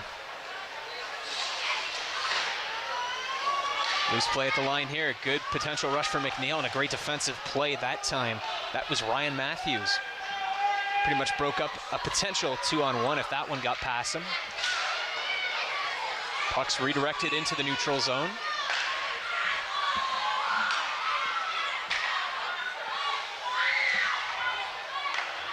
Matthews. That one's directed along Vitali. Gonna play it back into the neutral zone. It's intercepted. This is Zach Owen. Now McNeil. Plays it to the far side. Kerwin. Back for McNeil. He shoots. That was a high shot. Labeled for the top left corner. Just missed. Some Let's Go Hornets chants picking up now, as some of the fans in attendance trying to energize the home team here to find an equalizing goal, and a huge hit at the blue line on Vitali. Chance here for Smith. He goes himself. Backhand shot along the ice, wide of the goal. And another big hit on the boards. That one's direct hit right onto the ceiling. And we get a whistle. That'd be a touch and go there at the blue line, whether that may be a hit from behind, but the way the play was, there's lots of guys around. This stage of the game, Alliston can't be looking for penalties. They got to go out and create it on their own. Big hit there. And it's more so, I was looking at the other one straight ahead there. Late got hit from behind as well, but right now you got to go out and create your chances. That one from the captain, Lucas Drobzik. English turns the puck over. Chance in front. He made a great recovery play to lift the stick. Atones for his own error. Now Hiles. That puck shot in by McConey. Maltby rings it along. McConey back to the point. English delays. McConey tries to drag. Could not. That one played out of the reach of Caleb Wallace, and it's going to go the length of the ice for icing. Had our fair share of icing tonight. Had our fair share of stoppages in general. Yeah, we have so. Yes, so. Thinking all the way back to the teddy bear toss, which happened after the first goal in this game. That one from Ben Taylor. His 2 goals tonight, taking him up to 16 on the season, 25 points in total. Now the highest scorer in terms of goals on this Alliston team. Heads up. Another puck coming up. Up near us, Darren.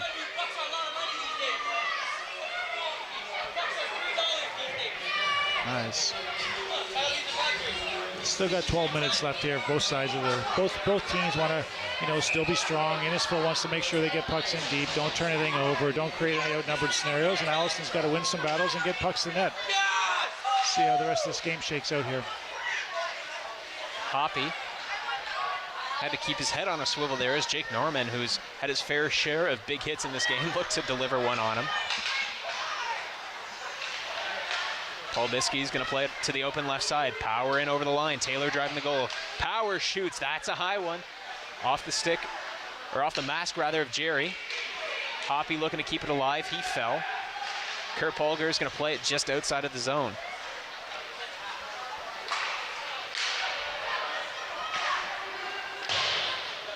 Shot in on Jerry. He's just going to leave it behind the net for Norman. Tiffin Seminara now. He's looking cross ice.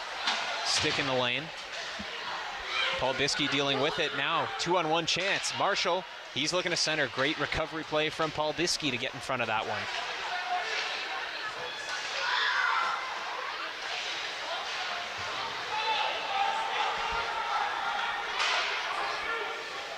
DeCastro sent a head-high pass for his defensive partner there. Battle in the corner for it, and DeCastro's knocked down there. Innisfil bench asking for a penalty. There is a penalty coming. Alliston's got a penalty.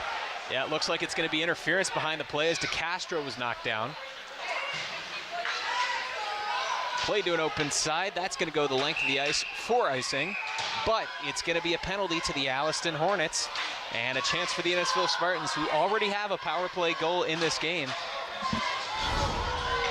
And it looks like it's going to be Jacob Power that gets this one.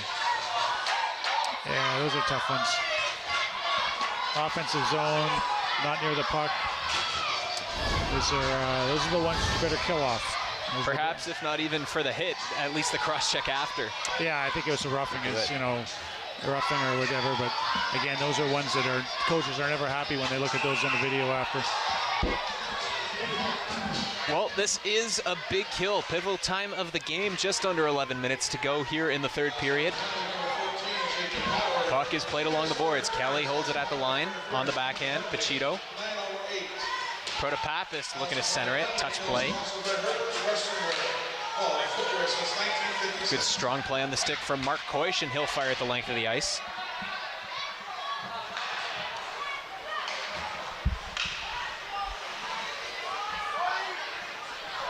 Tyler Kelly, 9 points on the year for him.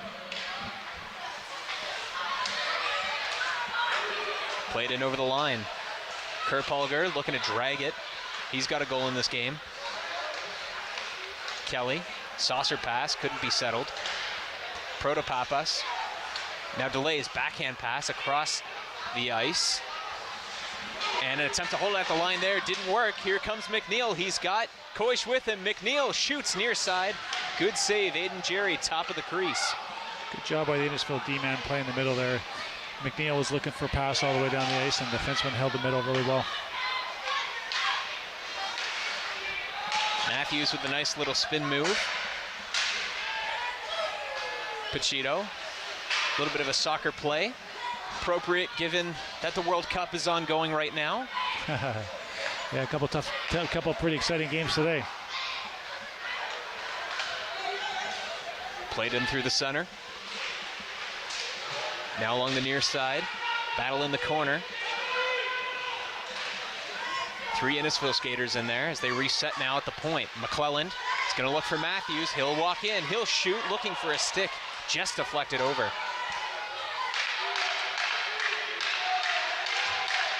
Taps from the goalie stick means this penalty's just about done. 5 seconds to go on it. Centering pass, that one played by Paul Biskey away. Good play there to have his stick on the ice, and Powers out of the box. He wants a stretch pass. He's going to get it.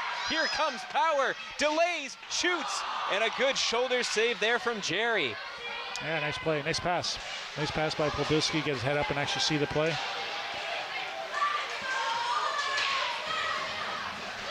Maltby applying some physical pressure. Here's Paul Biskey, holds it on the left side. Walks into the circle, shot, didn't reach the goal. He'll get it back, skate to stick, keeps it alive and off the glass. Maltby takes his man down. Big hit from Maltby. Power on it. He keeps it alive. McConey swings it to an open point. And that's going to let the Innisfil Spartans off the hook. They're able to get a full change. And a bit of a loose play there from Paul Biskey. Couldn't get the puck to settle. Lucked out. Sure did. Now another one fanned on. Another break here. Charging onto it. Ben Taylor shoots. Stop. Rebound. Scores! Ben Taylor had a great chance for the hat trick. Was denied. Adam Hoppy was not. He deposits the puck into an empty cage, and Alliston's come all the way back. It's 3-3 here with under 8 minutes to go in the third. Yeah, nice play, nice goal on Alliston's end. Taylor driving the puck through the middle, got the puck to the net, which is really nice, and then Hoppy was following up on the play. Nice goal. Real fortunate down to the other end, though. Palbiski almost kicked the puck in his own net. Well, just like on the second Alliston goal, big chance one end, goal at the other. Yeah, seems to be the way. Well, we've got an exciting one here tonight.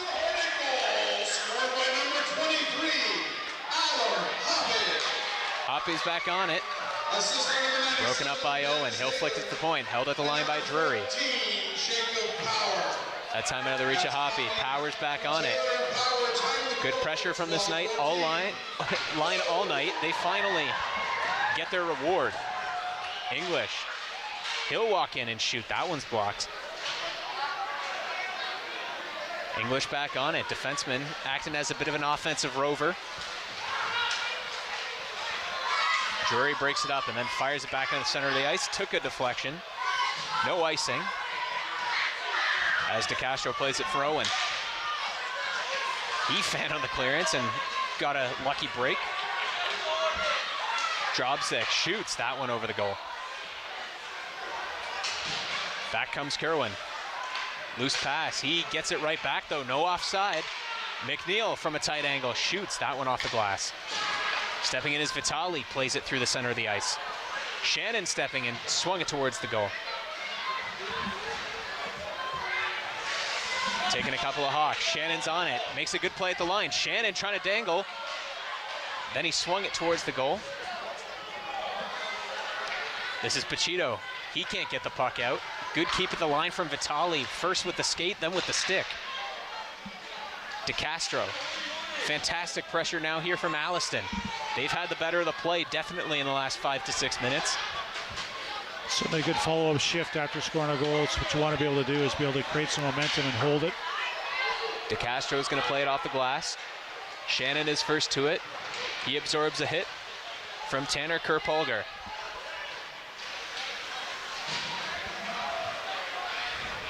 Kelly up off the glass. Between the legs, tip. Vitali back, and Light's going to shoot it in. approaching the 5-minute mark of the third. That was a nice shift, nice follow-up shift here. See if they can continue to send momentum. And on Innisfil's end, they want to obviously do the same, do the opposite side, take the momentum back, and see if they can create something here. Malpe had a couple of near interceptions there in the offensive zone near the crease. Smith had that played away from him. Malpe's first to it. He's got Hiles driving the goal. Malpe hits the trailer man. It's McConey, and he missed the goal. Penalty coming up Innisfil here as well. Yes, and it's going to be a cross-checking call here, and with 5:05 to go in the third, not only has Alliston scored 2 goals here to tie it, they're going to have a chance now to take the lead on the power play. Real nice play by Malpe. Drove the puck wide, had his head up, seen Malpe coming late in the slot. Lots of traffic, but the trailer was there, and he had his head up and actually saw the play. Good play. Nice. Malpe had a good shot. Didn't score, but those are the opportunities that if you get enough of those, eventually things are going to go your way. Well, penalty kill, not something that's been a particular strong point, as we've mentioned, for this Innisfil team. It's been good tonight. It's going to need to be now. Puck comes out in front, and Jerry with a good alert save as that puck skipped across the crease. Yeah, nice play there by Taylor across the power. Power slid down on the far side. Tough little pass there from Taylor, but he got it through. Nice play. McConey stepping in to take the draw now. He wins it clean. Power. Wrist shot. That one took a hop in front. Rebound, scores! Jack McConey. You knew he had to have some sort of say in this game. He follows the shot after he won the faceoff. And Alliston with 3 straight goals here in about 10 minutes have taken the lead here. Yeah, there's when it starts off with a draw, they win a draw, puck comes back to the point, shot goes through, and here shot goes through, and the centerman beats his guys to the net. Again, those are sort of some of the plays that you can't let happen, but on Alliston's end, they win the draw, get a puck through, and then get traffic. Tough on Innisfil's end. I mean, they've had a pretty decent period, a pretty decent game, and again, now a couple power play goals against, so. Well, it's McConey's 15th of the season, his 12th point against Alliston this year. For all of you that are good at math, that's an average of at least 3 points a game here. Pachito comes in, though, with a chance of his own. He scores! Owen Pachito! Right after Alliston took the lead. A fantastic individual effort. And it's 4-4.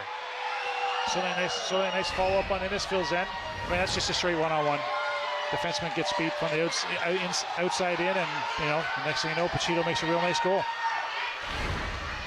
Fantastic individual effort, and feels like we've mentioned him a lot in this game tonight, but Innisfil tying the game, but it looks like it's going to be another penalty here as Tanner Kerr-Polgar heads to the box to take a seat. Perhaps something again for taunting the bench. We already saw one of those after Innisfil took a 3-1 lead in this game, and perhaps another one now. Yeah, I'm not quite sure, but it doesn't happen that often right after a goal. But that's usually about the only thing that it could be. See, well, it's 2 minutes. We can see whether there's a 2 or a 10, but they gave him a 2, so must be some unsportsmanlike or something. Well, Hoppy and Pachito each having a word with the officials about it, but looks like their mind's made up, and it's going to be an Alliston power play. And after 2 goals in, a matter of seconds, another power play chance here for Alliston.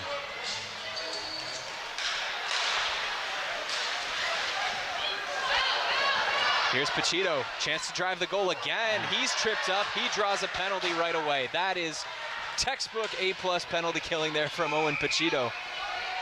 Well, you could have counted for sure that they were going to call that one, and I'm not saying it wasn't a penalty, but as soon as they called the last one, 4 minutes left, the refs gives the refs an easy opportunity to even the game up here. And it was a trip by Jury for sure, no doubt about it. Get some 4-on-4 here and see who a little bit more open ice, see if anybody's able to take advantage of it.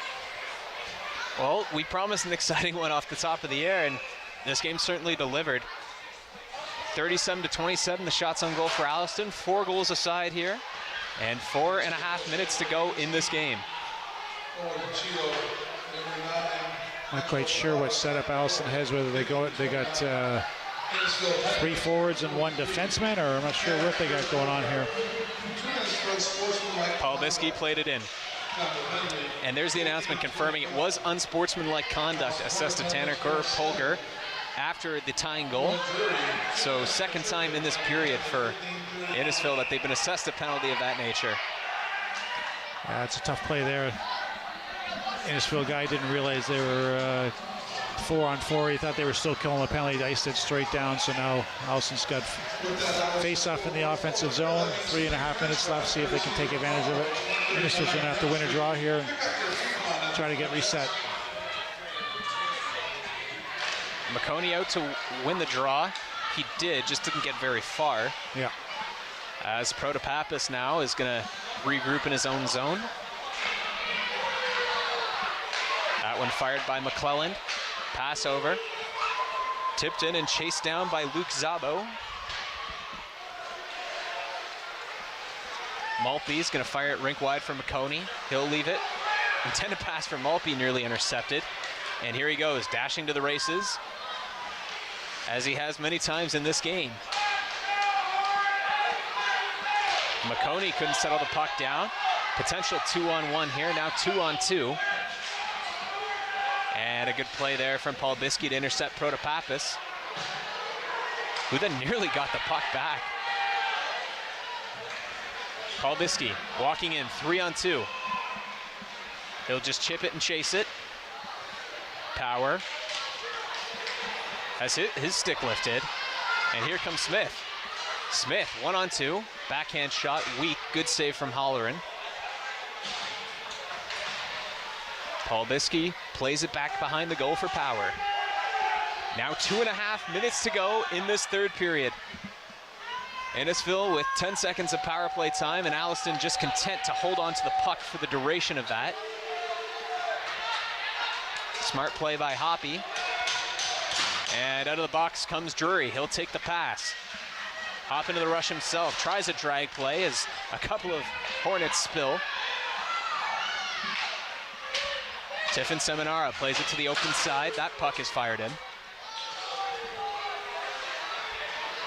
Tanner Kerpulger. Now Power. He's just going to play it off the boards. Good pursuit there from Taylor. He's on a hat trick if he can get another chance at goal. And a good play, good hit there in the open ice from Drury. Paul Biskey's going to float the puck in. Norman up off of the boards. And then another dump play here.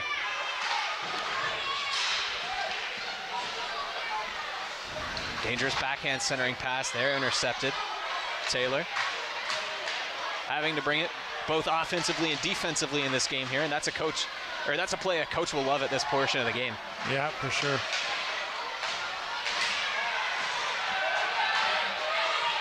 Approaching the 1-minute mark of the third period. And a huge hit there that time. That was Lucas Drobzik dropping the boom. Puck relayed through the neutral zone. No icing, says the referee. Here's Kelly behind his goal. Up off of the boards. Paul Biskey with 45 and change to play. Puck is hopping around. McConey. Koish. Centering pass out of the reach of Maltby. Paul Biskey holds the line. And then he just fires it into the netting. Puck seemed to roll on him there at the last second. Bit of an unlucky play there, and a big escape for Innisfil. Yeah, it's certainly been a lot of sloppy stuff going on here in the last little while for both teams. But anyway, somebody's going to get a bounce, and puck's going to go in and feel good about the win and take the 2 points and get the heck out. The other team's going to probably feel like they had an opportunity that they could have won a game, but that's the way it goes. With Innisfil, given where they are in the standings, just a bit behind Alliston, is this a good road point for them? Oh, sure. I mean, I would say probably every time you want to get a road point, they're a team ahead of you in the standings, and you're in their barn. I mean, you'd be happy with a point for sure. What you'd love is to get the win without them getting any points, but we'll see how this finishes off. Where Innisfil's going down here. Looks like they got a good opportunity here. Oh, and a good play there as the goaltenders crashed into there. With just under 15 seconds to play there. Slow to get up was Holleran, but a last-second rush here. This is Taylor. He's going to take it himself. He's played into the corner behind the goal. Puck is loose behind the net. As the clock runs down here, and a couple of last-second chances, and Kevin Holleran looks a bit shaken up, but we are headed to overtime here. Yeah, he is a little sore there, I can see. Trainer's coming out. We'll see how it is, whether he's able to move around. I'm sure he won't want to come out of the game at this point, but at the same time, hopefully he's able to finish. For his sake, hopefully he's able to finish it. He's had a pretty solid game. Well, both teams are just going to rest up quickly here before the overtime. Well, folks, make your list, check it twice, because Talk to Santa is back on Rogers TV. Make sure to join us December 14th, 15th, and 16th from 6 p.m. to 7 p.m. to give Santa a call. You can reach Santa at the number 705-737-0779 or 1-800-269-2553 during the live show. Make sure to come on and talk to Santa. So we are set here for the overtime period coming up, and it's been an entertaining game thus far, Darren. Yeah, I mean, for sure. I mean, Innisfil will be happy. Innisfil will be happy at worst getting a point here on the road. And, again, one team will be happy walking out of here. The other team probably, on Alliston's end, they might not be, only because they're at home and they're wanting to have a strong showing. But they're also down 3-1 and able to make a comeback. And again, on Innisfil's end, they had a lead, got all of a sudden we're down by a goal and quickly answered right away. So there's some positives I'm ready to build off of. Got a 4-on-3 here. See who's able to take advantage of it. Well, McConey and Maltby out as the forwards for Alliston. You surprised no Ben Taylor, given that he's on a hat trick potentially? Well, ultimately, coach is probably going to go with groupings of pairs of guys, and you want to have two forwards. Maltby and McConey have played together all year, so that would be one of the groupings they have, and I'm sure Taylor will be on the next grouping that comes out. Good look here for Maltby. He scores the first good look of the overtime period. McConey finds him 16 seconds in, and Alliston completes the comeback. They win 5-4 here on home ice. Andrew Maltby has done it again to the Innisfil Spartans. Yeah, it's really nice goal, really nice finish on the goal there. Maltby won a battle on the boards, got the puck to McConey, and then he drove the net. Puck came back to him, and he's able to real nice shot in the slot. Well, we knew these two were potentially going to have a big say in this game after a quiet 40 minutes.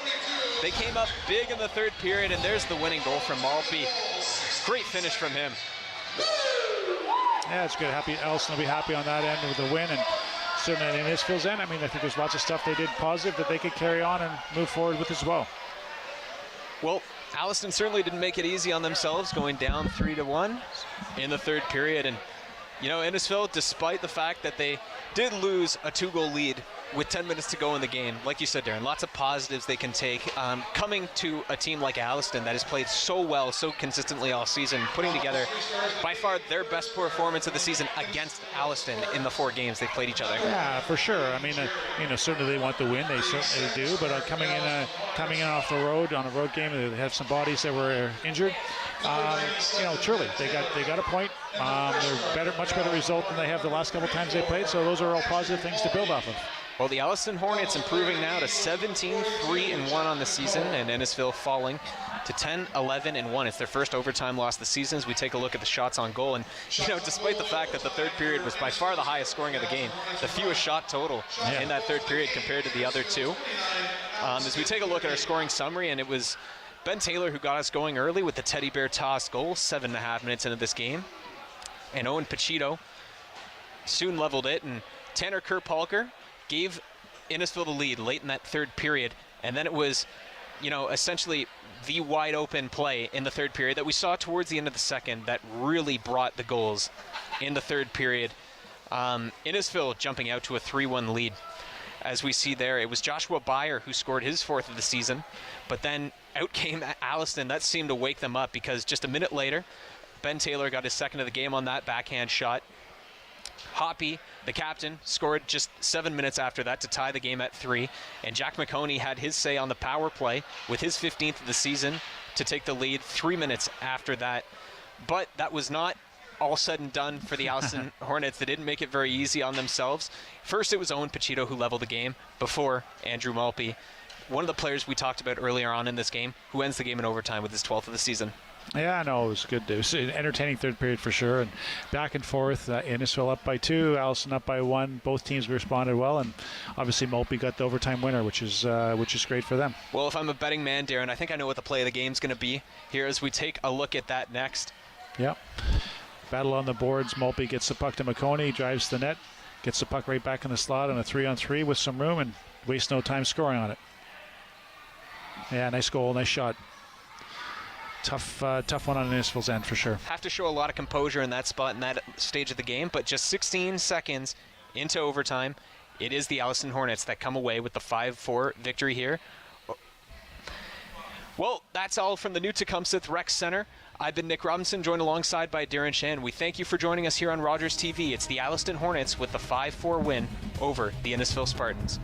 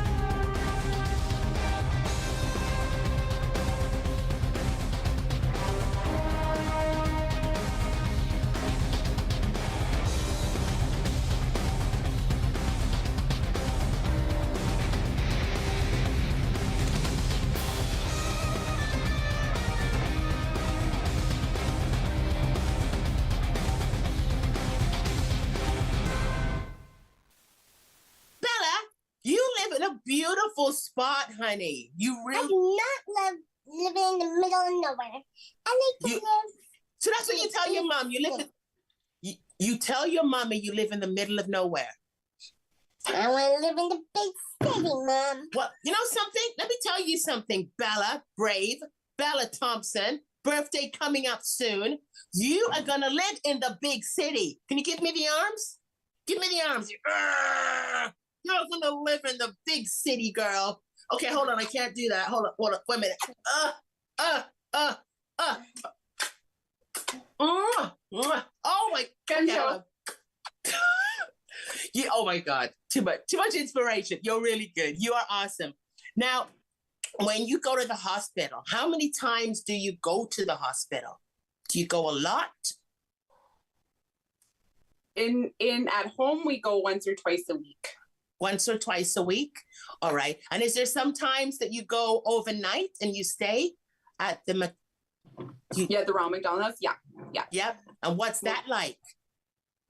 It's nice to stay at the Ronald McDonald House when we have to go in the hospital overnight.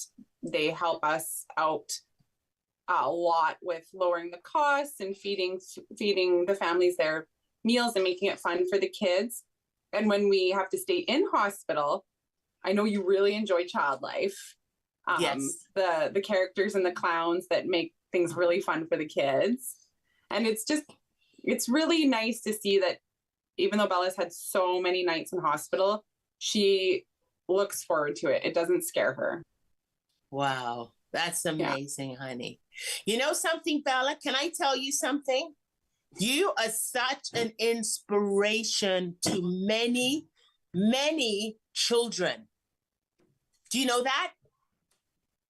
Yes, you have so many people, including myself, that loves your TikToks, loves your story, and loves your look on life. Like, you are beautiful, honey. You really are. Do you know that?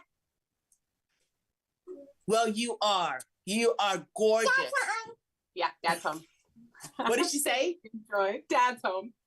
Oh, Dad's home. Okay. All right. So dinner. Okay, we better hurry up. That's what she's saying. All right. All right. All these T-shirts, if you can bring that shirt up again with Bella Brave and you're hugging your mom. Who designed those shirts? Mama and Daddy. Who designed the shirts? Did Bella help?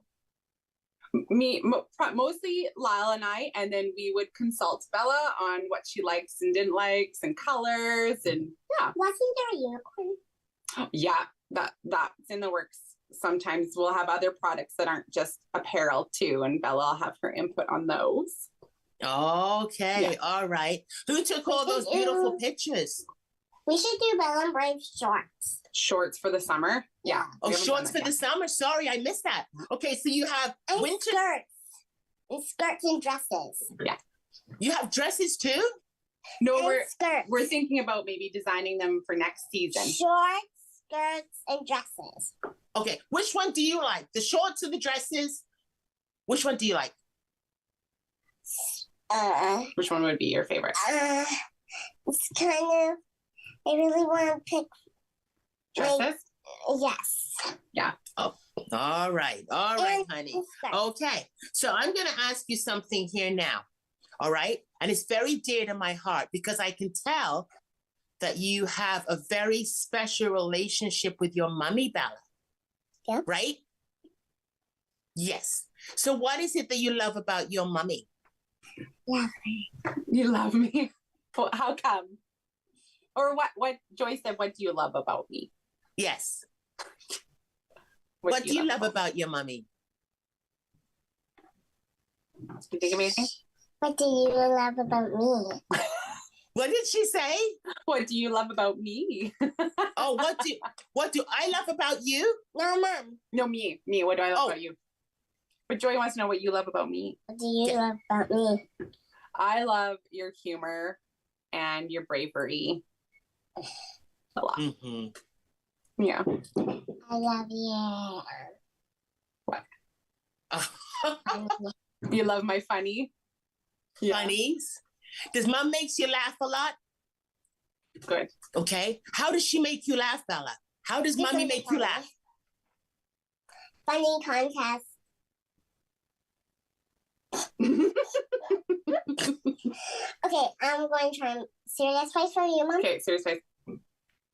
What? No, you're supposed to laugh and make you. Oh, funny. you're trying to make me laugh. You gotta tell a joke. What? No. Who won? Oh, Mom won. Does Mom sing to you at night when you go to sleep, Bella? Huh? Do I sing to you at night when you go to sleep? Never. Sing to me. I used to when you were a baby, but not so much anymore. Sing to me. Sing to me. Rock me, Mama. No, the windows might break. Sing. Oh, my Lord. Bella, can I ask you? Let me ask you something, honey. You go to school, right? Yeah. Yeah. So what do you love about school, honey? What do you love about school? Jim. So I didn't hear you. I do not like recess. It's really cold right now at recess. Oh, it's cold. Okay, so how cold is it in Saskatchewan? How cold? It's like really minus 25. Mom. Minus 25 degrees Celsius. Minus 25 in the middle of nowhere, Bella. Yeah. In the middle of nowhere. Recess is kind of cold and windy these days. Recess is terrible. But you like gym inside. Yeah, gym class. Recess is terrible. But you go to clubs now. You go to clubs now. Yes, lunch is great. Lunch recess has been going mwah. But morning what was this? afternoon. Mwah. Wow. Excellent. Man, I think you got to get her into acting because She is. I'm in drama. She's in drama. Oh, you do? Okay, tell me about your drama. What do you like to do? Drama. Well, you guys, you just started in drama club. Uh-huh. So it starts this week. Catch me, Mama. In school. Catch me. Oh, okay. So you pretend like I'm fainting. All right. Did you ever had to put on a costume or wear makeup, Bella?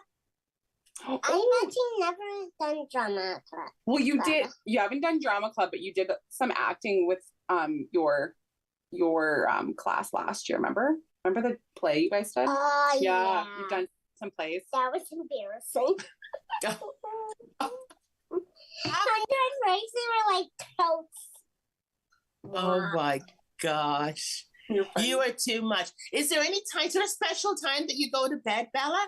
Is there a special time that you go to bed every night? 8. 7. 8 o'clock? 8 o'clock. Close to 8. Oh. We try for 7.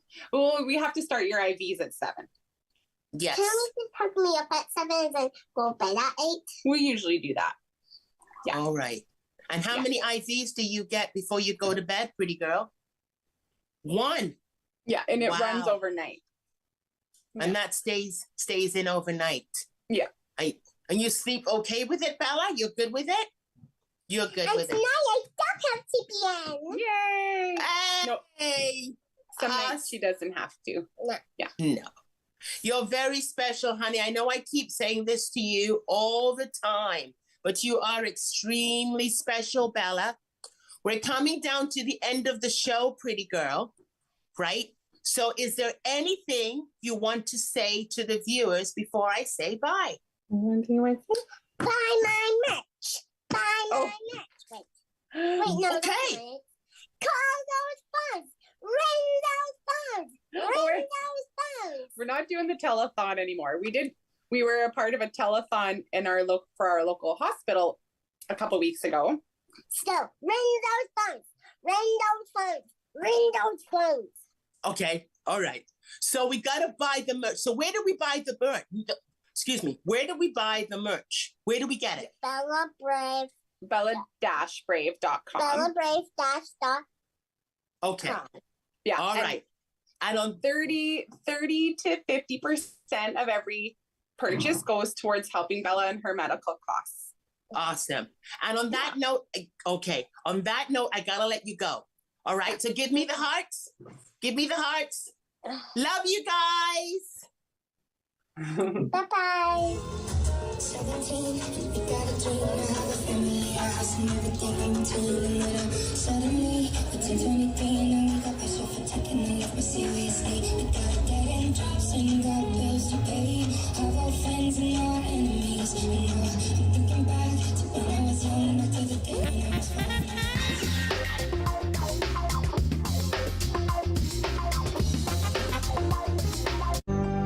Call the Rogers TV viewer response line, email us, or connect with us on social media.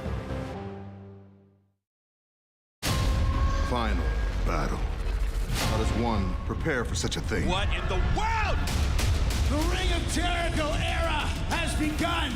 Wow! Chaos is where order no longer exists. Whoa! Battle is forged in chaotic fires. I'm changing what Ring of Honor is. I'm gonna desecrate its legacy. Ring of Honor Wrestling presents Final Battle, live Saturday, December 10th at a special start time, only on pay-per-view. It was our 35th anniversary. To celebrate, we were on our way to Mama Rosie's, where we had our first date. That's when we heard coming from the radio. So we stopped and listened. It helped us get to safety. So when I think of our anniversary, because now we have even more to celebrate.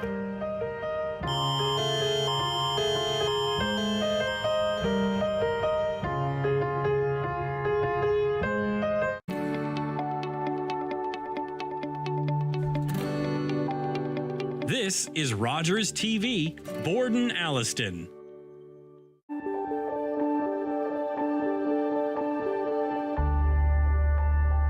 You're watching Rogers TV, Borden Alliston.